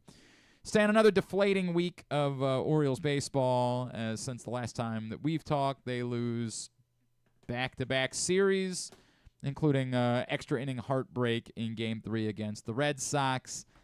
I don't know what more there is to say. A lot of people overreacting to the comments made by Dean Kramer the other night, and I still don't really. What are those comments? Oh, you didn't. Nope. Okay. Dean Kramer was asked what could change for the Orioles to get back on track. He said, quote, "I wish that was my job to tell you, but that's not my job. My job is to go out there and pitch. That's a question for the higher-ups, the guys who make the decisions of who plays, who doesn't play, and all that stuff. So I wish I could tell you, but I got no answer for that," unquote. Okay.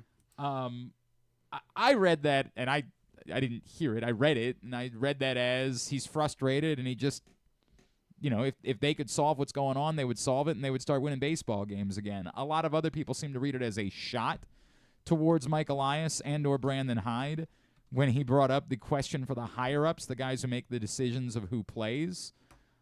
I don't know, but it certainly wasn't necessary for him to say that in that answer, so I can understand why people might infer that. I don't know what the frustration would be uniquely towards those guys. I don't know what it would be from Dean Kramer. Would he be frustrated at them about with this baseball team? It just feels like it's frustrating. Yeah, I think that tends to be what people talk about is the frustration. In other words, it's frustrating for everybody. It's frustrating that the media has to ask the players, how to get out of a rut they've dug themselves into over the past 2 months.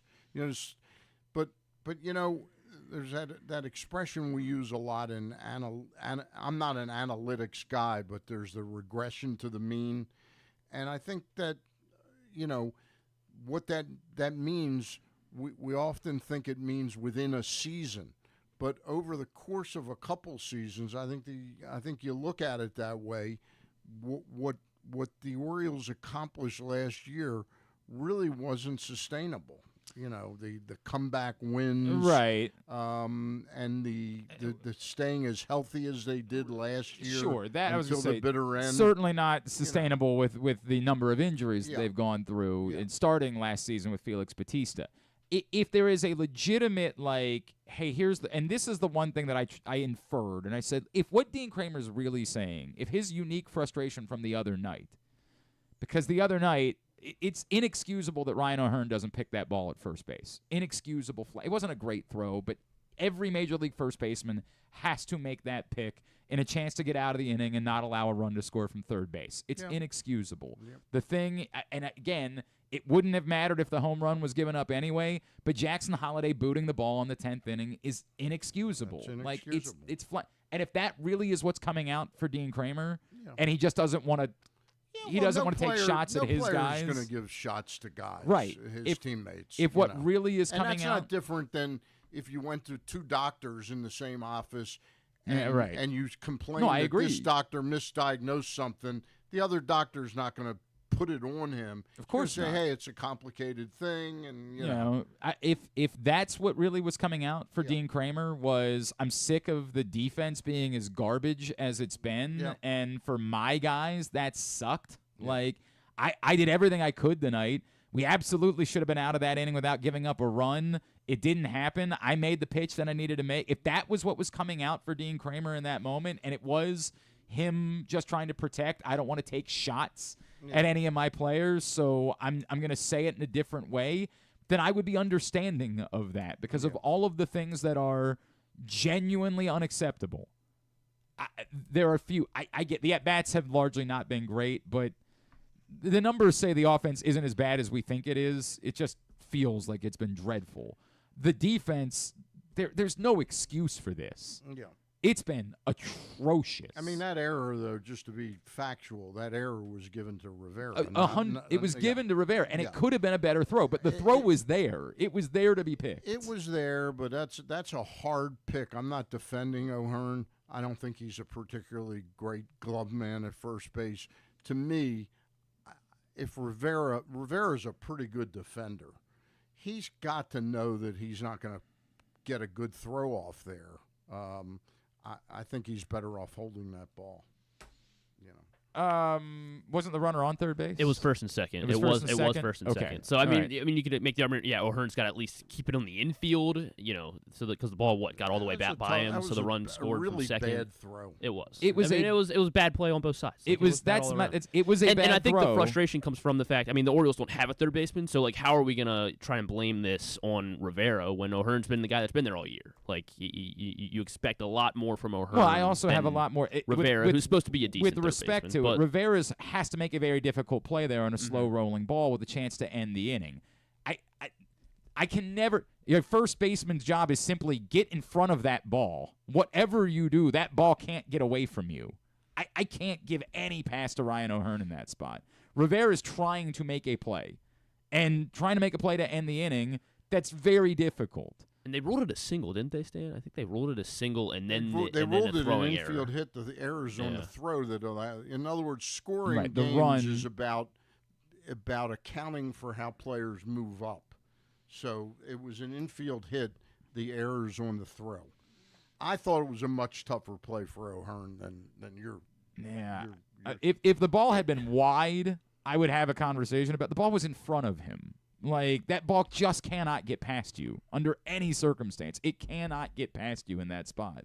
And that's my issue with that in that moment. But again, the issue is much broader than that. The issue is the continued defensive lapses that this team has had that are just inexcusable for any major leaguer. Like, it's brutal. The play by Holiday was exceptionally bad. It's awful. Yeah. I mean, it's awful. And again, I get it. If the next batter you turn around and give up a home run, you're losing 4-3 instead of losing 5-3. So we can't say. I don't choose to always think that's what Ken Nigra wrote about this about 40 years ago. He was an Oriole beat writer.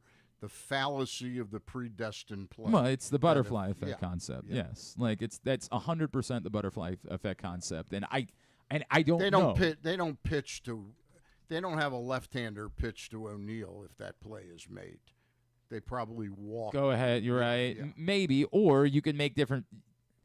Now, that all being said. Who's up after O'Neill is a left-handed batter, It was Yoshida, I think. Yeah, Yoshida. But I still think we're all stunned that he was throwing anything that O'Neill could hit even in that spot because that runner doesn't matter. Like, why not just effectively work around him? And it seemed like either it was a bad decision after they went out and met on the mound, or it was a horrendous pitch that was left in the middle in order for him to tag it. But to the point, if you approach him completely differently, saying, hey, a fly ball isn't the end of the world here, unfortunately, because of the error, a fly ball was the end of the world. If he hits a fly ball, the game's over, whereas if they get the out on the previous play, a fly ball is irrelevant because it would be the third out of the inning and you'd win the game. So, yes, I'm not excusing the Jackson Holiday thing at all. It's unbelievably inexcusable. And again, if that's what's coming out for Dean Kramer is, look, I like the kid, but he can't do it. Right. He's not. This isn't okay. We can't just keep pretending that this is good enough for a team that's trying to win. We're trying to win the division, and this is what we're dealing with. Now, it doesn't absolve the fact that they scored 2 runs in 9 innings against a pitcher who's not that good. It doesn't absolve any of those things. But if that was what was coming out for Dean Kramer, I could understand it. I don't know. I can't get into his headspace and try to walk through it. It might just be nothing more than, dude, we're all pissed off. Nobody's having a good time, and I don't have a good answer for you. I think that's what's going on right now, And, I mean, if the media is looking for him to out somebody and cite, boy, that we can't have that play by O'Hearn or Holiday, it's just an overall frustration. I think it's the other thing. I think that people want it to be him calling out Elias or Hyde. I think that's what they want based on the way that he said it, is that people want it to be he's taking it out on those guys. He's saying this is their fault. And again, I don't agree with everything that's been done, and there have been issues, but it doesn't. How is it Mike Elias or Brandon Hyde's fault that Jackson Holiday doesn't make that play at second base on Wednesday night? Like, how is that their fault? How is? Because Connor Norbury would have had that ball. I'm kidding. Maybe he would have, though. That is the He frustrating. definitely would have. That is the frustrating part. That is the frustrating part about the conversation is that. But I remember earlier in the year I was frustrated with Tyler Nevin that the Orioles had let him get away when he got off to that great start with Oakland. Yep. Last night he hit his 7th home run. Well, I think he had 5 in the first 2 weeks with Oakland. Does feel like that was, it's 2 months later, 3 months later, and he's hitting like 200. I think Connor Norby's a better baseball player than Tyler Nevin is, a better hitter than Tyler Nevin is. Yeah. I don't know that he's going to continue at this pace, and he's going to be He's not going to continue at this pace. But I do think overall he is a better hitter, and he's a better hitter at this point than he would have been. A great person when Mountcastle got hurt to plugged over at first base. He played some first base the last couple of years in the minor leagues. So anyway, I'm trying to think if that would have been what was the order of the injuries? So it was Westberg got hurt first. No, Mateo got hurt. Got hurt Miami. Got hurt first, then Westberg. Then Westberg. Okay. Yeah. Because Norby was already playing at second base. So I don't know that just never gave him.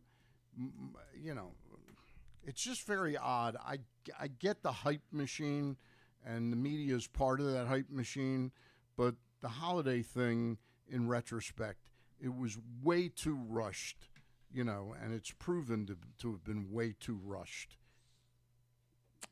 I didn't feel like the second time around it was as rushed. I just never understood why they didn't want to.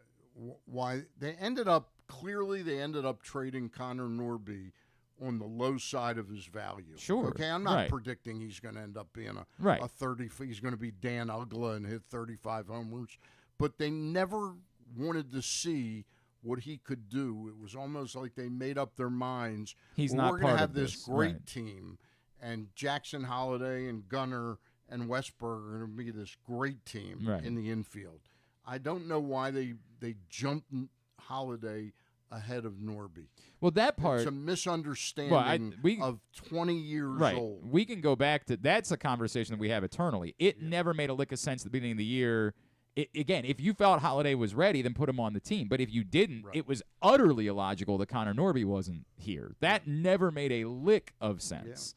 That if on day one you didn't want it to be Holiday, that it wouldn't be Connor Norby and say he's going to be the extended look to be the second baseman on this team. And to the point, a lot of people felt like they were afraid that they would then block. Become complicated. Right. Yeah. If you put him out there every day, now Jackson Holiday is blocked. Now you've got a problem. That's not an actual.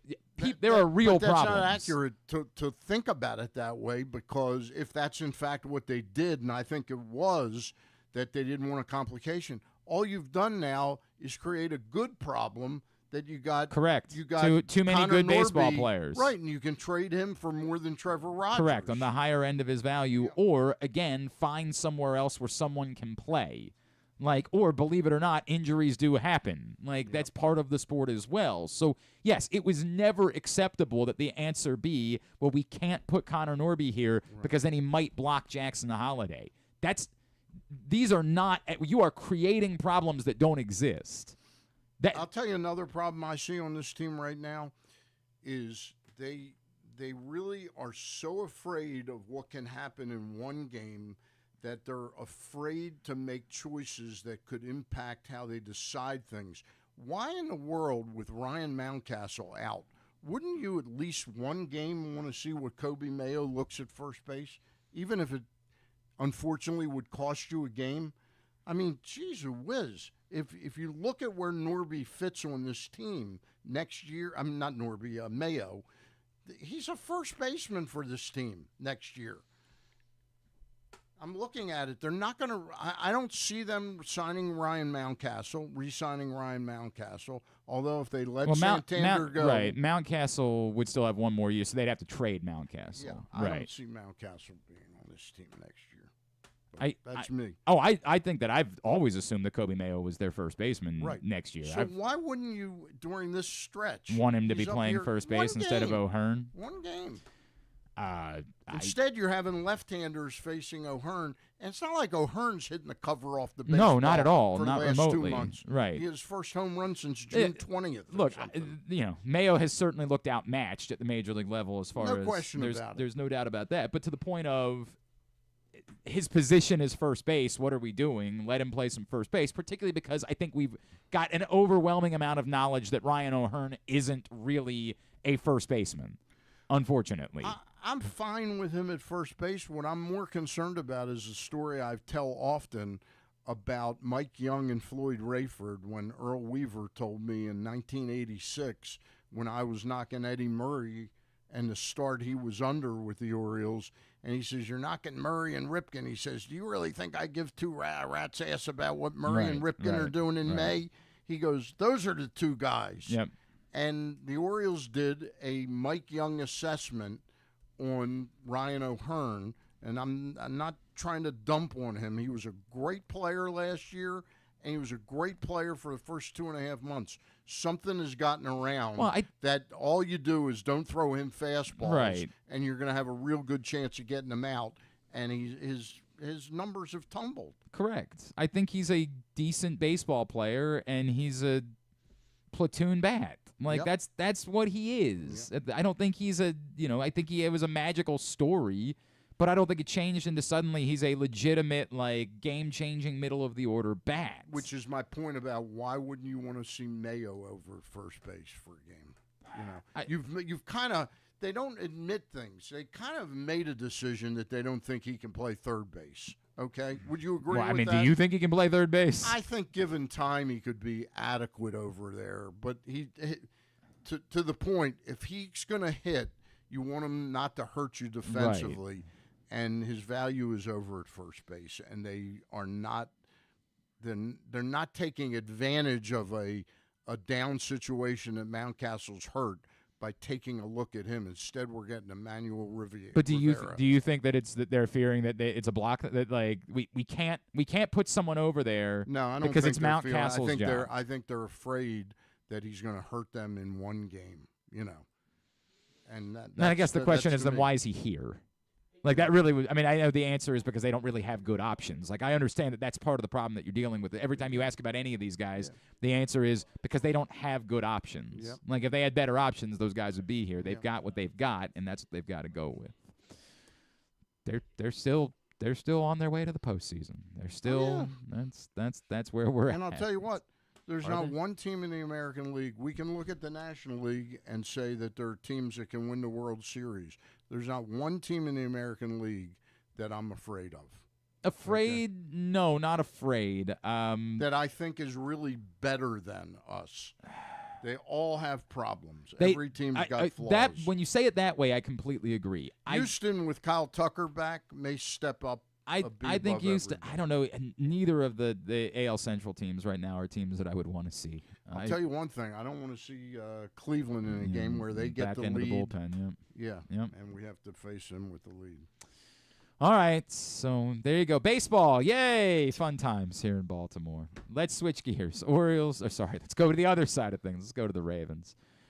Week 2 this Sunday, Ravens play their home opener against the Las Vegas Raiders. Let's find out a little bit more about what the Raiders will bring to the table. Joining us now, the play-by-play voice of the Raiders, a man that you've heard for years as well on Westwood One. He is Jason Horowitz, and he is with us this morning here on GCR. Jason, it's Glenn and Stan the Fan here in Baltimore. It's great to chat with you, man. Thank you so much for taking the time for us. Yeah, my pleasure. I'm disappointed you guys didn't say the Tigers are going to be in the playoffs and make it to the World Series. As a lifelong Detroiter and a Michigander. We'll see. Next year, Jason, next year. I'm just saying, all those guys they called up in July and August are clicking. Yep. They're clicking, and you're going to see them 6 times in the next 9 we don't days. love that part. We don't love that we part. Don't love a month ago, we were looking at September. We're like, you get 6 games against the Tigers. Right. That's great news. And now you get into it, and you're like, God, no. It's not great times. Jason, the Raiders on paper do not look like a daunting team, right? I think most people assume the Raiders are in the midst of a sort of transition. Gardner Minshew is a stopgap quarterback.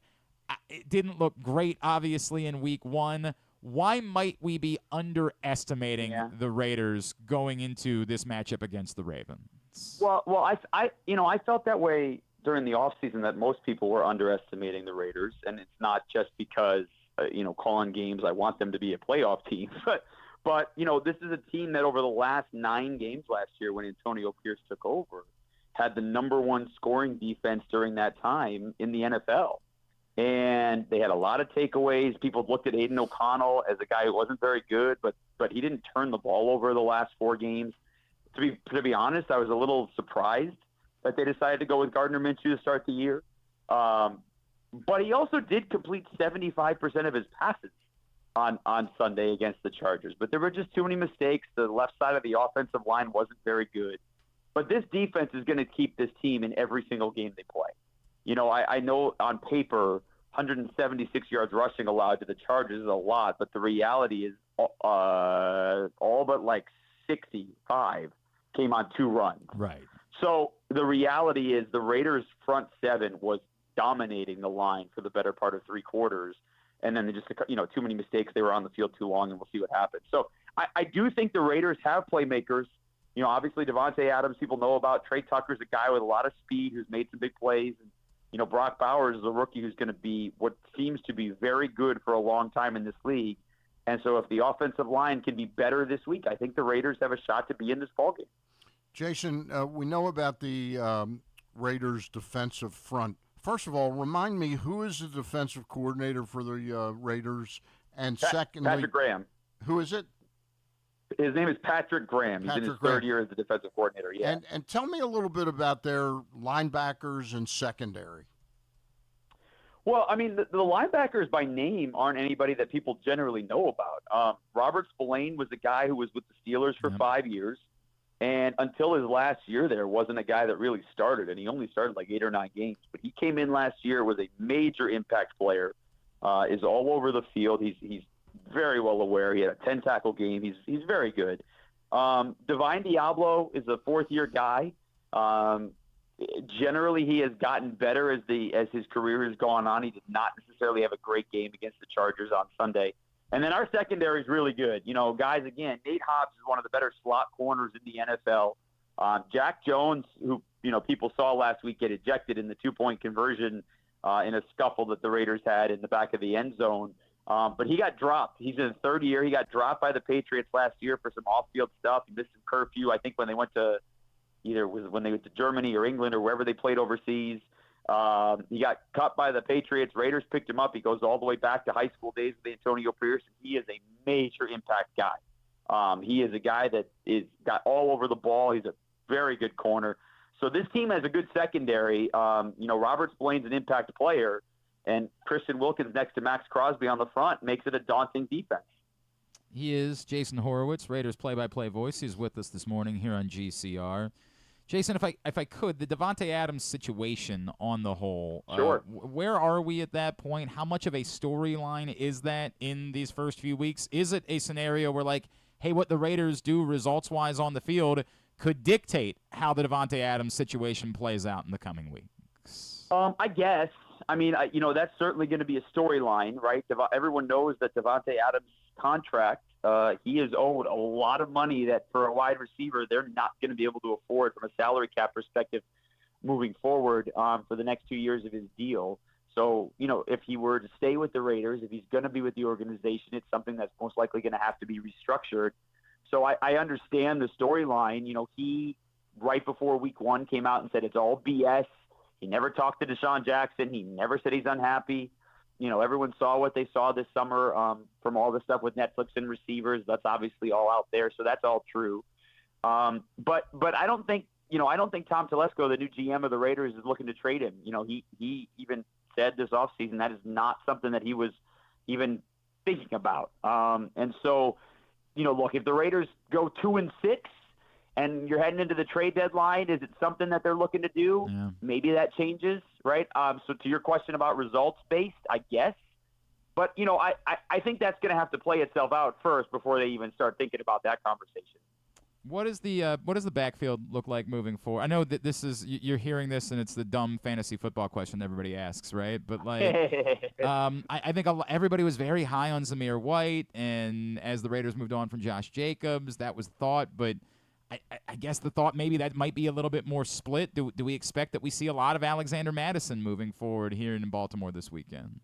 I think you're going to get whoever the hot hand is moving forward. Zamir White has added a ton of weight. I mean, I was in the elevator next to him coming down on Sunday, and I mean, he is as rocked up as you can be. Like, it's really impressive when you look at Zamir White from a physicality standpoint. And, the sad thing for him last week, the offense couldn't make any holes in the first half on the ground game. And then the second half, there were like 3 straight back-to-back really good runs. The second one was called back for a holding kind of away from the play. And then the third one, he had a 10-yard run, and then it got punched out by Joey Bosa, I think. So, like, that kind of ended his day. But they were starting to move the ball on the ground a little bit. So we'll see. The Raiders believe they can run the ball. They also know they have to run the ball. And so I don't think that's something they're going to get away from this week. You're going to get Zamir White as your starter. You're going to get a lot of Alexander Mattison in there as well. And whoever the hot hand is I think who you're going to get. And that doesn't help fantasy owners at all. Thank you very much. There are welcome. There are some former Terps out there in Las Vegas that I just wanted, if you could give us a thumbnail on where those guys are. Jacorian Bennett, obviously, and then DJ Glaze. And the one that I think maybe people forget because he actually finished his collegiate career at Pitt was DJ Turner. Those 3 guys, could you give us a little bit of a thumbnail on where they are in their NFL journey? So all positive, right? Like Jacorian Bennett, year 2, 4th-round pick. He was a starting corner last year out of camp. He got picked on. He had some issues with penalties, but he came back this year, and he is so much better. And they feel that he is a legitimate starting corner in this league, and that he and Jack Jones on the outside with Nate Hobbs in the slot make a really good trio. So that's a great thing. And he had a couple of really nice plays last week in coverage. DJ Glaze came in. He was close to being named the starting right tackle out of camp, and I don't think anybody thought that coming in to training camp. DJ Glaze was battling with Thayer Mumford in his 3rd year out of Ohio State, and they were really impressed what he could do. I think if Thayer goes down or if Thayer has to move over to the left side because Colton Miller goes down, I think they'll feel very confident about getting DJ Glaze in, so that's a positive. And then DJ Turner's a guy who's been with the Raiders organization since he was undrafted in 2021, mostly as a special teams guy, and he certainly made the roster out of camp this year as special teams too, but he made the roster as a legitimate receiver. Because he made some big-time plays in the preseason that I think they feel really confident about to keep him as a receiver. He got a few offensive snaps last week. He had his first career regular season NFL catch. So I think you'll see DJ Turner on offense, 7, 8, 9 plays in this game too. And that's something. And then, there's another DMV guy who nobody thought would be part of the importance of this team. He went to UVA, but I think he's from D.C. or the D.C. area. Charles Snowden is a guy who was a really good player at Virginia, got hurt at the end of his career, up until Sunday had not been in a regular season game since 2021 with the Bears. Wow. But because Malcolm Kuntz, our starting defensive end, got hurt in practice leading up to game 1 and then went on IR, Charles Snowden started. And he'll probably do that again this week. That's cool. Yeah, Silver Spring native, just outside D.C. That'll be cool, and I have no doubt there'll be a lot of people there to see him. That's cool. I wanted to ask you a question, Jason, about the just sort of the personality of Antonio Pierce. Do you see a lot of difference this year than last year? Has anything changed in him? More confident, more uptight, or is he the same person he was last year when things just sort of fell into place kind of magically when he took over last year? I don't think he's different. I think his persona, I think his personality, I think what he's trying to accomplish, I think what they're doing in the building, I think all that's pretty much the same. I love being around Antonio Pierce. He is he's a very deep thinker when it comes to people. He is very good at getting people in position to do what they do well, and I think he's also very good at trying to get help so that he can do what he needs to do better. It's the reason Tom Coughlin and Marvin Lewis and Joe Philbin, all kinds of NFL head coaching experience, are on staff. He has surrounded himself with people who are good at what they do so that they can be better.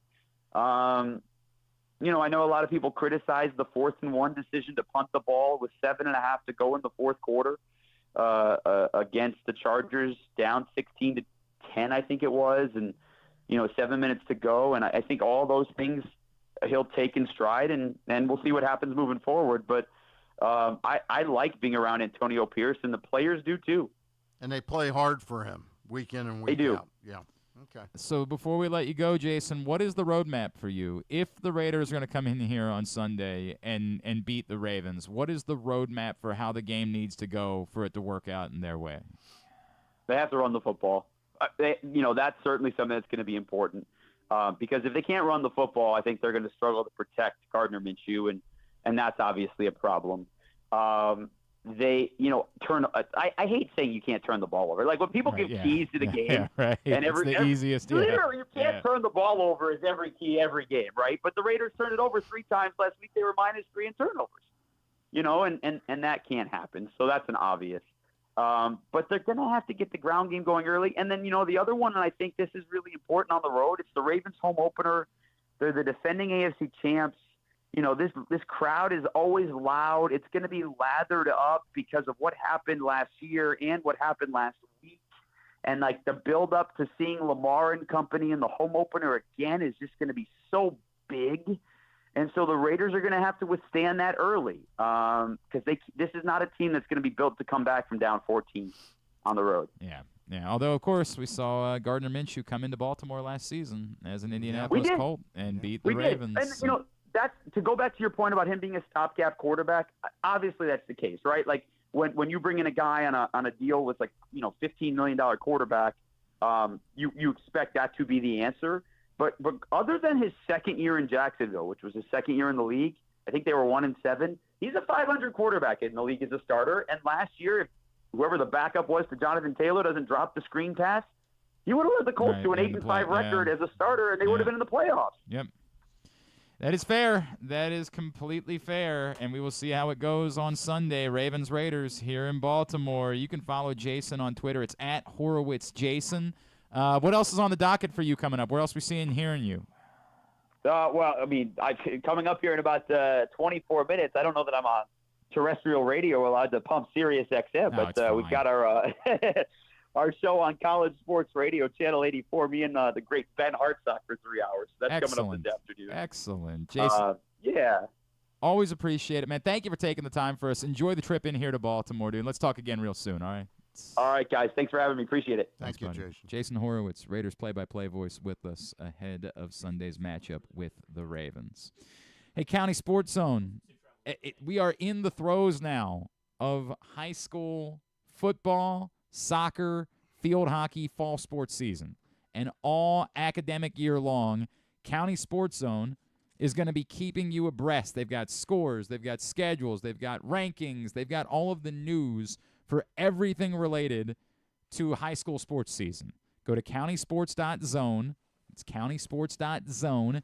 It's proudly sponsored by your local Toyota dealer and buyatoyota.com. Everything you need to know all over the state, not just the Baltimore Metro, but out to Western Maryland, the Eastern Shore. They've got you covered. Private schools, public schools, everything you could possibly need to know all high school sports season long. We will come back in. We'll get a tidbit. We'll get tubular. And then segment number 3 of the Arthur Maulet Show with special guest Beau Brade. That's on the way as we wind down for the day and the week here on GCR. Brace yourselves for an unparalleled in-person betting experience at the Green Turtle Bet Park Sportsbook and Bars in Canton and Towson. Experience the thrill of live betting with Baltimore's only state-of-the-art Vegas viewing TV experience. Choose between our on-site tellers or the convenience of our self-bet kiosks to place your bets. Gather your betting buddies and head over to the Green Turtle Bet Park Sportsbooks today. Green Turtle Bet Park Sportsbooks in Towson and Canton. The ultimate destination for game day excitement, great food, and live in-person betting. Must be 21. Please play responsibly. Gambling problem? Go to mdgamblinghelp.org.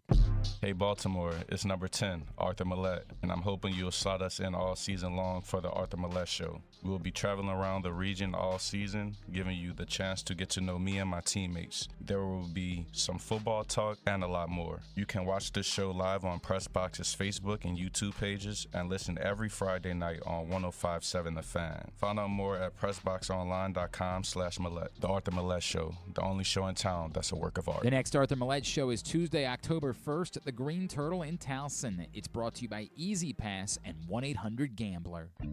Whether your focus is luxury and comfort, convenience and technologically advanced connectivity, or sporty performance and aggressive styling, we've got the perfect Highlander for you. Check out buyatoyota.com for deals on new Highlanders from your local Toyota dealer today. If you're looking at your old boiler with a jaundiced eye, it's time to call A.J. Michaels. You'll save 50% of your energy, get a $600 rebate, and an 18-month no-interest energy loan. Find us at ajmichaels.com. That's ajmichaels.com. The ultimate fan experience awaits you at Sports and Social Maryland. See how we're raising the sports bar with our massive 100-foot media wall featuring 40 HD TVs and a 47-foot big screen. Bet on your favorite teams and this year's biggest events at the FanDuel Sportsbook while enjoying your favorite beers and cocktails, plus our delicious takes on bar food classics. Visit Sports and Social at Live Casino and Hotel Maryland at Arundel Mills. Must be 21. Gambling problem? Call 1-800-GAMBLER. The drug scene in Maryland is changing. Fentanyl and xylazine are being added to street drugs, and you may not even know it.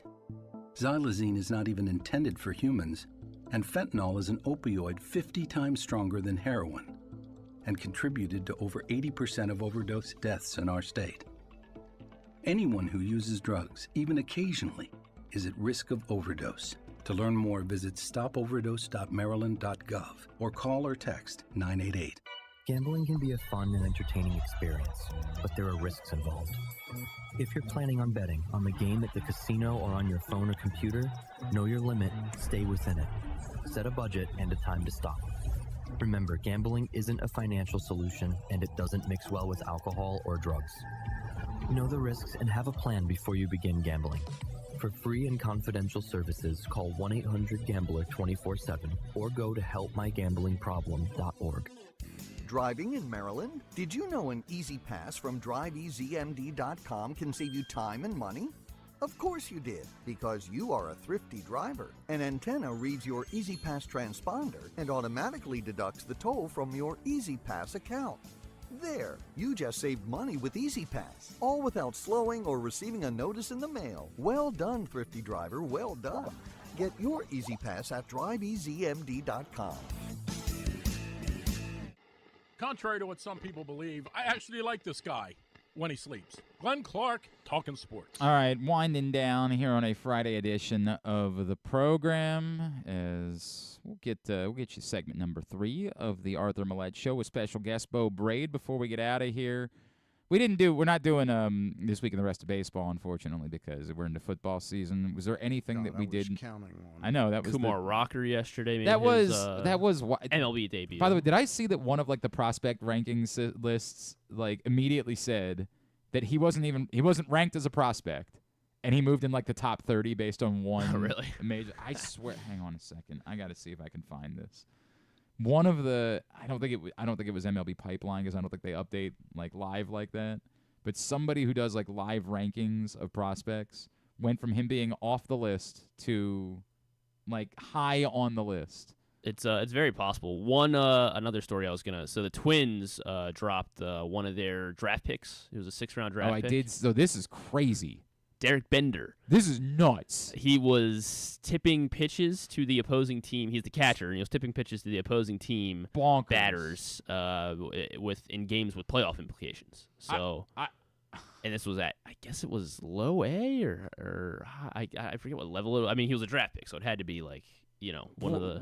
What in the world? Yeah. It was what very in the world. I don't know. I have no idea. It was. I think Kylie McDaniel reported it, and apparently earlier in the week he had been saying to his teammates that he's ready for the season to be over, and so potentially that he was he was trying to do it to get released, or no, I don't think. I think he didn't want to play another week. Oh, of he baseball. didn't want to play in the playoffs. Yeah, so he wanted them to miss the playoffs. At least that was they didn't say that explicitly, but that was the sense that I was getting from the way that they were reporting it, is that he to try to make sure they didn't make the play. By the way, they end up losing the game. That's not an uncommon sentiment among minor league baseball players. I would tell you that there are plenty of folks in the minor leagues that are kind of hoping to not make the playoffs. Kind of hoping and doing what this kid I'm not saying it's okay, Stan. I'm not trying to suggest that that's the case. I'm just telling you that it's not a common the sentiment of I'd rather not have to stick around here for another week of baseball in Asheville or wherever. I mean, actually, Asheville's very nice. I don't know where Minnesota is. He was, they were actually in Florida. This one, it was the Fort Myers. Yeah, Fort Myers. I gotta find the mascot because, of course, it's a great mascot. Yeah, the Fort Myers Mussels. Is that really what it is? Yeah. Play-by-play for them. Yeah. The turn of the century. Yeah. The 18th going to the 19th century, or the 19th going to the 20th century. Yeah. The 20 to the 21st. Fort Myers Mighty Mussels. The Fort Myers Mighty single A affiliate of the Twins. What's their logo look like? It is a mussel with very muscly arms. There you go. You got that going for you, which is nice. Look, there's no way that this is okay, to be abundantly clear. I'm not suggesting in any way that it's okay. I guess there's a small part of me that's a little bit surprised that you immediately go into releasing the guy versus, like, just trying to get into his headspace. Like, dude, what's going on? Maybe potentially everyone else on the team was like, yeah, we can't have we hate the guy, and then it's toxic and it's poisonous. Maybe that's the case. Yeah, so there's no return, but my first thought would be like, hey, I want to talk to this kid and figure out. And maybe they did talk to him. Yeah, and maybe he is just that messed up, and they're like, yeah, no, we can't do this. I mean, that's a pretty messed up thing. I don't disagree that it's insane. Like, it's utterly and completely insane that that's a thing that was happening. Whew, maybe try to keep it quiet somehow and hope to trade him. Like, God, that is crazy, man. That is a crazy story. It'd be fascinating to see if somebody takes a kid like that. That's sort of a pretty severe breach of sportsmanship. I mean, I agree. At the same time, from Coastal Carolina, and he had like a 9. Was he on their 20, 950? No, that would have been too long ago for him to have been on the World Series. He had good college numbers, but he was hitting like 200. Yeah, he was doing awful, and I mean, obviously, what's his name? Bender? You said a month and a half. Derek Ben Havoc. Ben Havoc. Andy, what was it? He just needed to get that Lego out, and then he wouldn't have been as ornery. Derek Bender. Derek Bender. I don't know, man. But yeah, his OPS was like 6. I think that really is the question. Is maybe? Was he having a bad week, or are there deeper problems there? Like, because it is. I don't know how you come back from. I get what you're saying. Tipping your pitcher's pitches. How could any pitcher be okay with working with you moving forward? Yeah. But like, if they get, how could you ever trust them? Yeah, exactly. I don't know, man. Like, I don't know. Young people do really dumb things. I mean, suddenly the locker room, there's stuff missing. They go, yeah, right? Might be Bender. God, that is so weird. What a bizarre story. Sardines are in my shoes. Right? Well, now hang on a second. That one I don't think they're releasing you over. I think that's just a largely harmless prank. Let's get a tidbit. Did you have more? No, I mean, not really. I guess, let's see. Pete Crow Armstrong had a good week. We had the first, there was 4 Japanese-born players when the Cubs and Dodgers played this week. Okay. With Shohei Imanaga and Yamamoto. Who were they? Suzuki? Yes, and then Seiya Suzuki. So that was cool. Shohei's obviously gonna reach 50-50, which is pretty. There seems like they're still trying to push Francisco Lindor. I don't know how there's any argument for Francisco Lindor to win the National League MVP. I don't. Yeah, I got nothing on that. You got to be careful with those Japanese players. They eat live fish. All right, easy. They eat live fish. Easy over there. Easy. No reports on a geese. I'm getting the sense that it wasn't an actual official rank. It was apparently an internal Fangraphs conversation that their prospects people were texting each other last night or after the Rocker thing and said, hey, where would we rank him? Oh. And the agreement was apparently 29. Wow. 29 after pretty good. Just seeing one appearance, 7 strikeouts in 4 innings. What a wild trip, man. What a journey. Oh, and the reason I mentioned Pete Crow Armstrong, he had a home run robbery at Dodger Stadium for the final out of the game. Oh, I did see that. Yeah. So that was pretty wild. That was pretty crazy. wild. All right, very good. Let's get that tidbit. Have you ever thought of taking a cruise to these wonderful destinations with sunny skies and beautiful beaches? Well, wait no longer. We're ready for you to cruise from the Cruise Maryland Terminal. Have a little phrase that you can go from baggage to margarita in about 15 minutes. Choose fun with an array of destinations, onboard activities, entertainment, and world-class cuisine. Contact your travel agent and book your cruise today. Let your adventure begin. All right, what you got? I've got a couple running back ones since we did mention since we're talking about with Beau the Derrick Henry 30 carries in a game. Yeah. Wanted to see how many guys have done that, or what's the most. The most is 21. A player has had 30 carries in a game 21 times. 21 times in their career. Yes, had 30 carries in a game. All time. Yes, all time. Jim Brown. Not Jim Brown. Earl Campbell.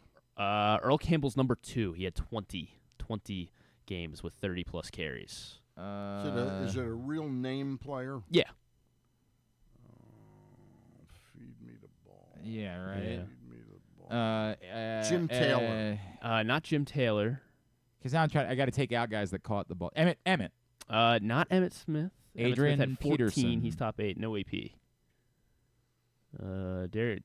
Dorsett. No Dorsett. Dickerson. Yes, Eric Dickerson. Number 1, 21 games. Wow. Number 2 was Earl Campbell at 20. Curtis Martin had 19. Walter Payton 18 games with 30-plus carries. Earl Campbell had how many? 20. This is why I just am so confused by It doesn't happen. John Harbaugh's comments. Joe Mixon had 30 carries. Yeah, I don't understand why that became news. Yes, obviously you don't want someone to. That's not a thing. Why are we talking about it like that's a thing? I think people were reacting to something else that John Harbaugh didn't say. If John Harbaugh said, we're not planning on using Derrick Henry, then, I could understand the response to it, or that exactly what you saw in Game 1 is the extent to which we're going to be willing to use Derrick Henry. But John Harbaugh said he's not going to be a 30-carry guy per game. Right. Yes, of course. In what world did you think we meant that? Yeah. And particularly not a 30-year-old running back. Bizarro world. Henry has had 9 such games with 30-plus games. Yeah, I get that he has been more of a bell cow than other guys have been in this era of football. Mm-hmm. But one, the Titans didn't have any other offensive identity. They had Derrick Henry and a parade of mid quarterbacks that they trotted out there, mid or worse, at best mid. How many did Jim Brown have? I'm looking at the top 25 here. I do not even see Jim not Brown. Even in the yeah, top less 20? than 8 games at least. 8? Yeah, less than. Well, you also keep in mind it a shorter career than some guys. Yeah, that is part of that as well. Also, J.K. Dobbins had a very nice week 1 with the Chargers, as Jason Horowitz was kind of alluding to it, with several long runs for J.K. Dobbins. But he did get hawked down a couple times as well. He's got to work on his speed again. But he did average on his 10 carries. He had 135 yards for a 13.5 yards per carry. And since 1970, that is top 10 for yards per carry with at least 10 rushes in a game. I wanted to see if you guys could name the top 5 Ravens. There are 5 Ravens who have had over 10 yards per carry with at least 10 rushing attempts in a game. There are 5. So it had to be guys that just ran off big runs within the course of the game. So he still got 10 carries, but yes. Jamal Lewis. Yes, Jamal Lewis is 5th. He had a 10.3 yards per carry on 18 rushing attempts. So who's the guy 186 Priest yards. Holmes. No Priest Holmes. I would say Willis McGahee. Willis McGahee is on the list. He's 4th. Was either of them was it in the Dallas game by chance? No, it wasn't. It was January 3rd, 2010 when they were at Oakland. Ray Rice? He had 167 yards on 16 carries. Ray Rice is number 1, 12.8 yards per carry on 13 rushing attempts. That same season, 2009, December of 2009, that was against Detroit. He had 166 yards on 13 carries. I don't remember anything about that game, and I was almost certainly there. I had to have been there. It was in Baltimore. Yeah. When was he there? I'll go back. Le'Ron McClain. Nope, no Le'Ron McClain. Trying to think of guys that I know had. And I think runs. the issue. Yeah, I think the issue is that the 10 rush attempts. I understand that, but it still requires there having been a long. You're not really averaging 10 yards. It's not like you're running the ball 12 times and getting 10 yards each every time. Right. You have to have had broken off a really long run in there. So I'm trying to just remember guys that had long runs. But at this point, maybe we just name running backs. J.K. Dobbins. J.K. Dobbins is on the list in 2021. So the 2020 season. It was January 3rd, 2021 at Cincinnati. Had 160 yards on 13 carries for a 12.3. Justin Forsett. Not Justin Forsett. I was just thinking him. Forsett, he was a little further down. 8 yards per carry, 8.3 on 22 rush attempts back in 2014. Chester Taylor. No Chester Taylor. Gus Edwards. Not Gus Edwards, but you are. This happened in 2022. Oh, God. There was like 100 running backs in that season. Christ. It's pretty fluky. Latavius Murray. Nope. Latavius Murray did land on this. He had 9.4 yards per carry that season Drake. against Pittsburgh. Kenyon Drake. Yes, Kenyon Drake is the answer. 11.9 yards per carry on 10 rush attempts. Had 119 yards at the Giants. I would assume. I don't know. Or if he's not retired, I don't think he's employed. Like it might be one of those. If someone called, he'd be happy to work for them. But I don't think that the calls have been coming in.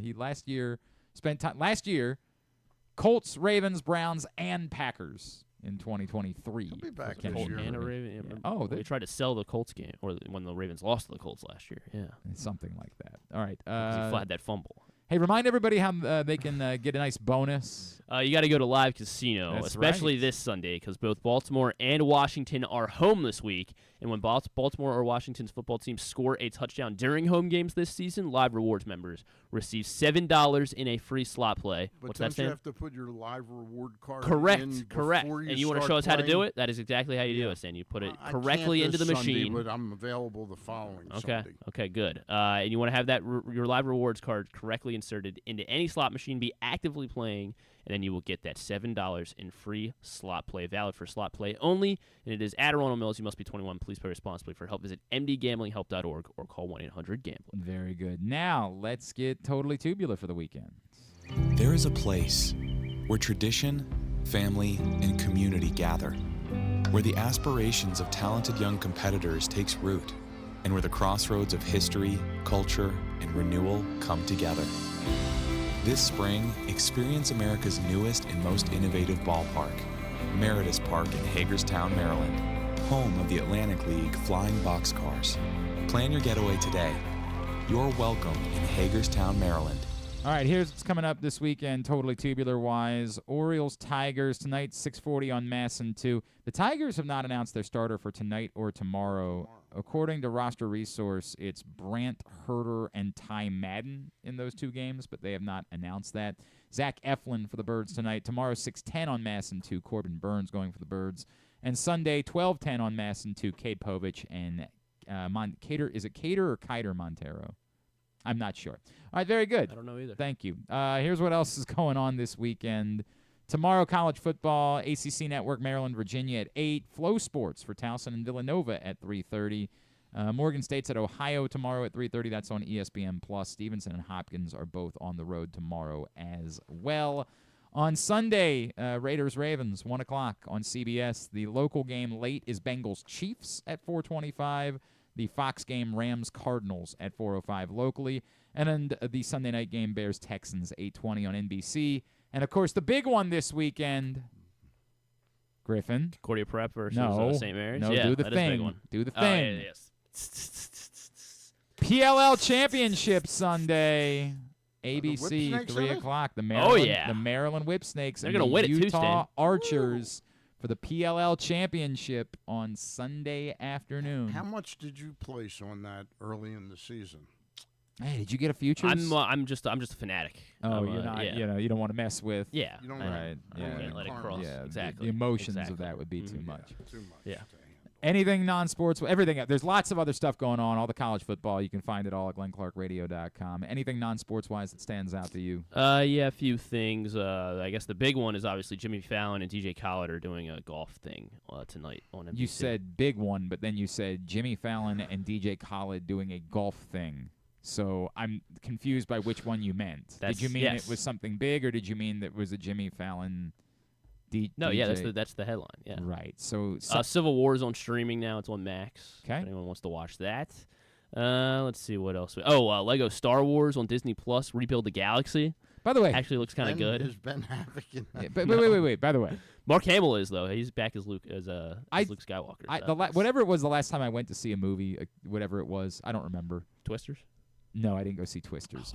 I went to kids movies. So I went and saw Inside Out 2. That was must the last have been one? when it was. Okay. They ran a trailer for a biopic about Pharrell Williams, which one, why? Two, for the kids? It's a biopic, but it's Lego. Really? It's a Lego animated Pharrell Williams biopic. That's awesome. I mean, I guess if I did acid, piece maybe, by piece, maybe it would be more. I don't know. You know, in light of this story that came out about the guy with the Lego, you think it's a little insensitive? Yeah, like the kids might be all shoving Legos. That's a great point. Yeah. Legos. That's a great. Comes out next month. Yeah, I think I might miss that one. Gwen Stefani, Kendrick Lamar, God bless Timbaland. Yeah, God bless all of them. Justin Timberlake. I don't think I'm Jay-Z, gonna be. Snoop. I don't think I'm gonna be making it out to the Lego Pharrell biopic. Who is that for? Well, good news. This one, Disney Plus. You don't have to go out to the theaters because it's out there. Quick. It looks. Uglies is a movie on Netflix. It's sure, like it this. is. I believe you. Based on a book. Yeah, based on a novel series. Like a futuristic dystopia. It's Joey King's in it, and so, yeah. Apparently, I was supposed to know who Joey King was because Joey King came up on trivia one week in like the picture round where it was "Who am I?" and I don't think anyone in the bar got Joey King.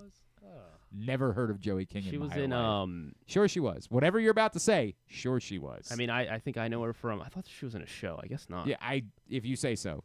Let's come on. Okay. And the Emmy Awards are Sunday night as well. Hosted by Eugene and Dan Levy.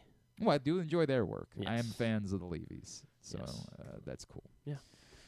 Not that I'm going to watch the Emmy. I'm not pretending that I'm going to watch the Emmys. You might want to once the Texans are up 21-0 in the first quarter over the Bears. The Bears. I might need something else. Very good. Stan, at Stan the Fan, of course, for you. Yep. You guys getting back together on Monday? Yeah, Luke Ross and I will be on Monday, and I'm looking at doing something on Wednesday with Eric Garfield for the last time during the regular baseball season. We'll take a hiatus through the World Series, then come back once a month for a couple months, and then get into things again in mid to late January. And you and I will have picks again next Thursday. Yes, correct. Hopefully we combine to do better than 1 and 5. Yeah, that I hope, but I already got. Or they may cancel the show. In our picks league, I already got the game wrong last night, so I'm back under 500. Back up, baby. Not great.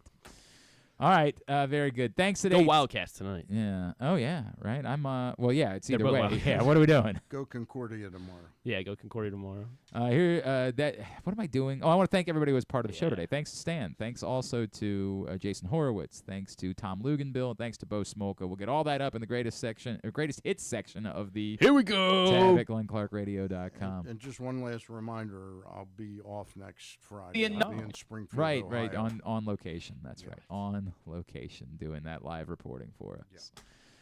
Yeah. All right. Thanks to everybody at PressBox, all of our great sponsors and partners, including the Maryland 5-Star Live Casino and Hotel. Costas Inn. Yeah, love them. Baltimore's Classic 5 golf courses. I was at the Costas Inn last Saturday. Had a wonderful lunch. It was great. Got the jalapeno crab poppers. Big win. Visit Hagerstown in Washington County, Cruise, Maryland, Ocean City, Easy Pass, Royal Farms, the Block Courage Awards, HelpMyGamblingProblem.org, the Green Turtle Sports Books in Towson and Canton, the MSAA, Baltimore Orioles, local Toyota dealer, buyatoyota.com. Thanks to Griffin at Griffin_Bass. Follow us, Twitter, Instagram, and TikTok at Glenn Clark Radio. Have a great weekend. Go Birds, go Ravens, Maryland, Towson, Morgan, the whole deal. Duke sucks. We wrap up today's show. Segment number 3, the Arthur Maulet Show with special guest Beau Brade from this week at the Hamilton Sports Bar and Grill. Third and final segment of the Arthur Maulet Show. Rita and Glenn, Arthur Maulet, Beau Brade. We are out here at the Hamilton Sports Bar and Grill. Rita, your single favorite thing on the menu at the Hamilton Sports Bar and Grill is? The salmon with the broccoli, and it's like grilled broccoli and rice is my favorite thing. And then my second favorite is the Honey Old Bay. Honey Old Bay wings. Yes. Honey Old Bay wings. We got to work. Actually, Arthur got the Old Bay wings. Yeah. Yes. I got the regular Old Bay. He said he's not. We gotta get him. We gotta baptize him in the Honey Old Bay wings. Honey Old Bay wings. All right. That's Trippy, who I never recognize anymore because he got his hair. But Trippy's out of here, looking fresh, man. That's our guy. We love Trippy. I ain't really messing with the sweet and sour. Dude, I'm telling you. Give it another try. Just give it a try. Give it another try. Messing with the sweet, with the salt and the pepper, and I'm not that type of guy. You know what I mean? I'm not a chicken and waffle person, but I do like the honey Old Bay. Okay, Yeah. okay. It will save you from your sins. Maybe one day I'll try. That is the reality. All right, so you guys had a Sunday off. Yeah. When you're when you get a rare Sunday off, do you spend the day actually like watching football, like checking out? For me, like during the season, like, yeah, I do. Like this past Sunday, like I just watched all the games because like obviously we have a tough schedule, right? So, you know, all these people that we're going to be playing, like watch the Raiders game, watch the Pittsburgh game, watch Cincinnati game. Like it's good for you to scout these guys now, you know, see what they're doing and trying to attack you. You know, like I said, man, I'm just trying to do everything I can to get to the goals that I have for myself and the goals that we have as a team. So like, you know, why not look at these games, sit down and break them down and see how these offenses are attacking defense. Are you invested? Like, are you? Yeah, I think that's exactly what you said, bro. Like, it's just more of being invested in within my time. Like, you know what I'm saying? If all these games are coming on and I'm not doing anything, why not sit at home and diagnose these teams that we're going to play? Because it's going to be a long season, man. If I can get a nugget or get a glimpse of something that early on that no one else sees, then why not do it? I dig that. What about you, Beau? You? I mean, like games later on, like 4:15 games, 8:20, yeah. But I'm trying to sleep in. We got to forget he's just fresh out of college. He good. Still learning. In College Park on Saturday. Yeah. Did you go out Saturday? Did you? Nah, I did not go out. I can't be out in College Park now. That's a good point. That's a good point. Nothing but trouble. I didn't agree with that. When you watch, you know, your division rivals play, I mean, are you kind of like us? Because I'm watching, you know, I'm watching the Cleveland Browns play the Dallas Cowboys, and I'm like, yeah, I'm over there, like, you know, you're probably scouting, but meanwhile, the rest of us are like, beat them down, you know, and that's kind of what they did. And then you watch the Bengals, who typically they are slow starters anyway. I mean, do you, in addition to do your scouting, is the enemy of the enemy your friend, basically? I mean, no, not really. Not really, because at the end of the day, it's all you can lose every out of conference game, but you beat everybody in the conference, you're going to the playoffs. You know what I'm saying? So good point. You know, you beat everybody in your conference, you're going to the playoffs. So if you lose all non-conference games and beat everyone in your conference and have the best record, you're good. So for me, it's just like, you know, I'm glad they lost if they did lose, right? Like, yes, I want them to take an L, but it only matters if we beat them, you know what I'm saying? So, like you said, you're looking at it from a different point of view. I'm looking at it from what are they doing to attack these offenses and why they're successful or not successful, you know? The kickoff, right? Yeah. Like we're now a few weeks into this thing. I'm a fan of it, man. Really? I'm a fan of it. I think it grew on me. It grew on you. Too. From a kick return standpoint, I like it. Yeah. If you're a blocker on kick return, this is much better, much easier. Yeah. Nah, it grew on me, man. I think guys are going to be able to showcase their skills now. It just feels like everybody's just like defaulting to kicking it in the end zone anyway. Because think about it, okay, you're going to default kicking it in the zone. What they get at the 20, right? Now they get it at 30. 30 now. 30. Yeah. I mean, man, I just think you when you mess with these dynamic returners, man, you have to be kind of careful on what you're doing. You know, one return can, you know, change the whole game. So, but you were talking about the difference for a blocker. It's just because those guys aren't coming at you with like a 40-yard head start. Exactly. Yeah, exactly. You got these big guys coming at you at a 40-yard head start, and it's like me and him are going against guys that's linebackers and RDM. It's like, oh, like, yo, speaking of that. Beau, because we talked to you, like you had a moment where you ran into the Derrick Henry, right? Before you got hurt, did you have a Derrick Henry moment, Arthur? Did you guys? Yeah, we collided. Okay. But Derrick Henry does a good job. He's a professional. He's a pro's pro. He doesn't. So he's not. Yeah, he's not trying to hurt anyone during practice. He's not trying to kill himself during practice. But in the game, it's totally different world. Beau, did you have a moment where you collided with Derrick Henry? Nah, I'll stay away. Love our pay grade. Yeah, for real. Our pay grade, baby. I'll be over at the Hamilton washing dishes. Can't hurt him. I don't blame you for that. Can't hurt Derrick Henry. All right, Beau. We know that in years past, teams have, you know, rookie talent shows, and we've seen, you know, different talent shows go on. Did you guys have one this year? We had a skit that like we had rookie groups for. We had to present, and then we had like a rookie singing like competition, I guess. Okay, so we need to know what you had to do. So for a rookie skit, my group, we did Marlon's Punchline podcast. So we did like so one of us was Marlon, one of us was like Roquan. Who played Marlon? Deion Jennings. Okay. Deion Jennings. I was like the other host they have, the mediator on that. And then Bondi Rigby from Temple played Roquan Smith. So that was pretty fun. It was funny. and stuff. So did they just basically say the most outlandish things possible in order to be Marlon? Do you guys ever have a moment where you're just like, bro, what do you like? The thing this summer with the gymnasts, and I don't even get on because we like Marlon. Marlon's been a guest on the show. He's a friend, right? Like we like him. And so I'm over it now. Like I just, it's Marlon. Like that's just we know what he's like at this point. Yeah, one of a kind, man. Great teammate.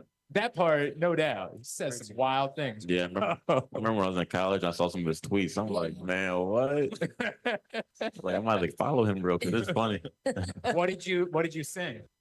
Like recently? No, for the rookie show. For the we did like sing.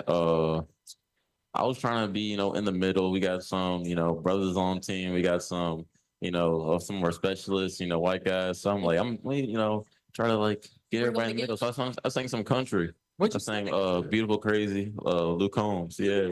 Yeah. Didn't go too well. I was trying to some guys, but then I got some booze too. So. I'm like, hey, at least I got up here. We had a lot of guys, reading from their phone, which are like, that's cheating. Yeah, that's went off memory, but yeah. You like memorized the lyrics. Yeah, that's part of it. Yeah. They lucky I wasn't there. Yeah. Really? I would have been booed them off the stage. It don't work like that. Okay, wait. So when you were a rookie, because you told us that these rookies got it easy, bro. Okay. They got it easy, bro. They don't go through what we had to go through, like the snacks. Oh, getting like food for everybody on the plane and stuff. Yeah. When I was a rookie, you know what my job was? Starbucks every morning, Chipotle in the eat and after practice, and then whatever they wanted me to do during the facility.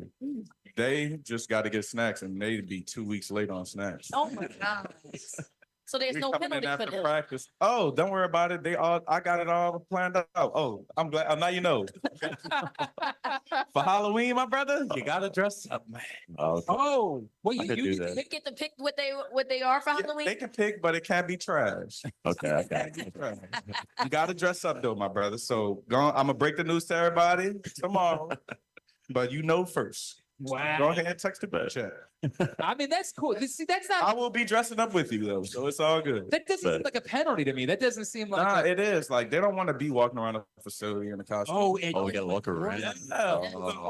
Hey, come to work and taking off. That's the point. Okay. Man. Oh, okay. He thought he was just like going outside. He like, no, you wearing this to the job, buddy. Do you remember anybody from last year, Arthur? Do you remember anybody? Nah, I was just getting there, so I didn't want to be like, y'all rookies, y'all go. Nah, I'm back for a minute, so y'all rookies, y'all gotta wear. That's you're signing the contract. That's all he's thinking about. Is now I get to make the rookies. So that's the way it goes. Yeah.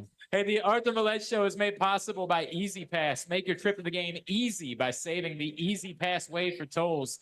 Go to driveeasymd.com. That's driveeasymd.com. This is heavy, and I know we could probably spend an hour on the topic. So I want to talk about it because I think that's you and I talk. That's what we want to do on this show, to talk about stuff.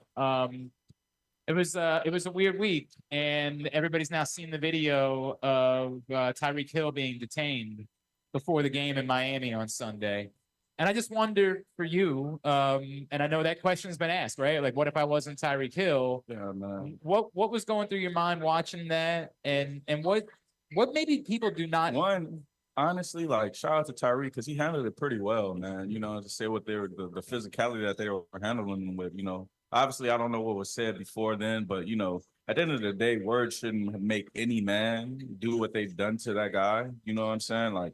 You out there, you putting a knee on a dude's back, you're doing all these other things, talking crazy. No words should make you do that when it's 3 against 1. You know what I'm saying? And that's where I don't get it at right there. You know what I'm saying? It wasn't really like he was restraining from anything or doing anything crazy or saying F you or saying anything disrespectful to these guys. I think it was just, obviously he probably was a little bit late or something. I don't know the situation, but, for them to handle it like that, it's just, I don't mess with it, I think that a lot of people will say, you guys are football. You don't have to worry about this. You don't deal with the same problem. Man, I think, and that's one thing people don't understand. you heard in the body cam, like they knew who he was. You know what I'm saying? It's not like they didn't know. And that's the thing with people to understand, like they'll know who you are, and that'll give them more of an opportunity to act the way they want, like they acted in that video, so they can feel some type of way, or I don't know what stigma they have with it, right? But for me, I just feel like they knew who he was. You heard it in the body cam video, right? He's like, oh, that's Tyreek Hill. Yep. Whispered it, right? But at the end of the day, it's like, dang, bro, like, this could have been way smoother. Yeah. You know what I'm saying? This could have been way smoother. And it's unfortunate too, because Calais Campbell, who Glenn and I know, literally. You know, and we love, you know, he tried to help and he was detained as well. And Calais is one of the nicest guys in the world. Like, you know, if you know Calais, you know he's clearly not a troublemaker by any means. He's trying to diffuse the situation. So it's just an unfortunate situation. It's just all the way around. And luckily he is Tyreek Hill. Luckily, you're, you know, Arthur Maulet, because we don't know what that situation looks like if people, one, aren't recording. Yeah, I mean, two, like, if it's not Tyreek. That's a scary situation, man. Like, you know, that's one of the things that I don't really fear a lot of things in the world. You know what I'm saying? I don't really fear any men, but I do fear. That's one thing I do fear. Like, you know, they have, I don't know, man. It's scary, bro. So my hat goes off to Tyreek. Shout out to you, bro. Like, you handled it very well, man. You represented your family and the Miami organizations with class, you know what I'm saying? So shout out to you, bro. I want to go to fears, and I appreciate what you said about that, right? And we'll go to a much lighter note as we bring up fears. Yeah. Beau, did you know that Arthur this summer went swimming with sharks? Oh, no, I didn't know that. No. You're wild. Okay. So we're talking to Arthur about this. Yes. And Arthur's just like, bro, they're just animals. And like Rita and I are sitting here like, what are you? Called them just animals. Every human being that was listening that day blew up our socials like, yo, is this dude for real? Yeah, I got the videos and everything. Yeah, that's crazy. Yeah, I ain't doing that. Yeah, you're passing on. I'm not doing swimming with sharks, skydiving, none of that. That's no, not doing that. You're boring, bro. Wait till you find out what the next part of rookie camp is. Rookie talent show is going to be going skydiving together next time. You're out on swimming with sharks. Yeah, no. Out on all thrills. I feel like that's just risking your life for no reason. That's what I'm. It ain't like I'm swimming with a great white, bro. Like I feel like if I'm right here, a shark where y'all at, like I'm cool with that. I see the shark. I don't need to get all close up with the shark. All right, I'm going to ask it this way. Would you rather go swimming with sharks or be locked in a cage with a pissed off Ben Cleveland? Locked in the cage. Ben Cleveland, yeah. But I'm gonna be running around in that cage. Yeah, tired out of the still, so it's gonna be good. That boy turned one way. No, you got him, bro. You good. You got him. Arthur, do you have anything else on your thrill-seeking like bucket list? Do you have? Honestly, not right now. Right now for me, when the season's over with, I'm gonna do a little bit of traveling and see the world a little bit, because my beginning years, like I really just was working, man.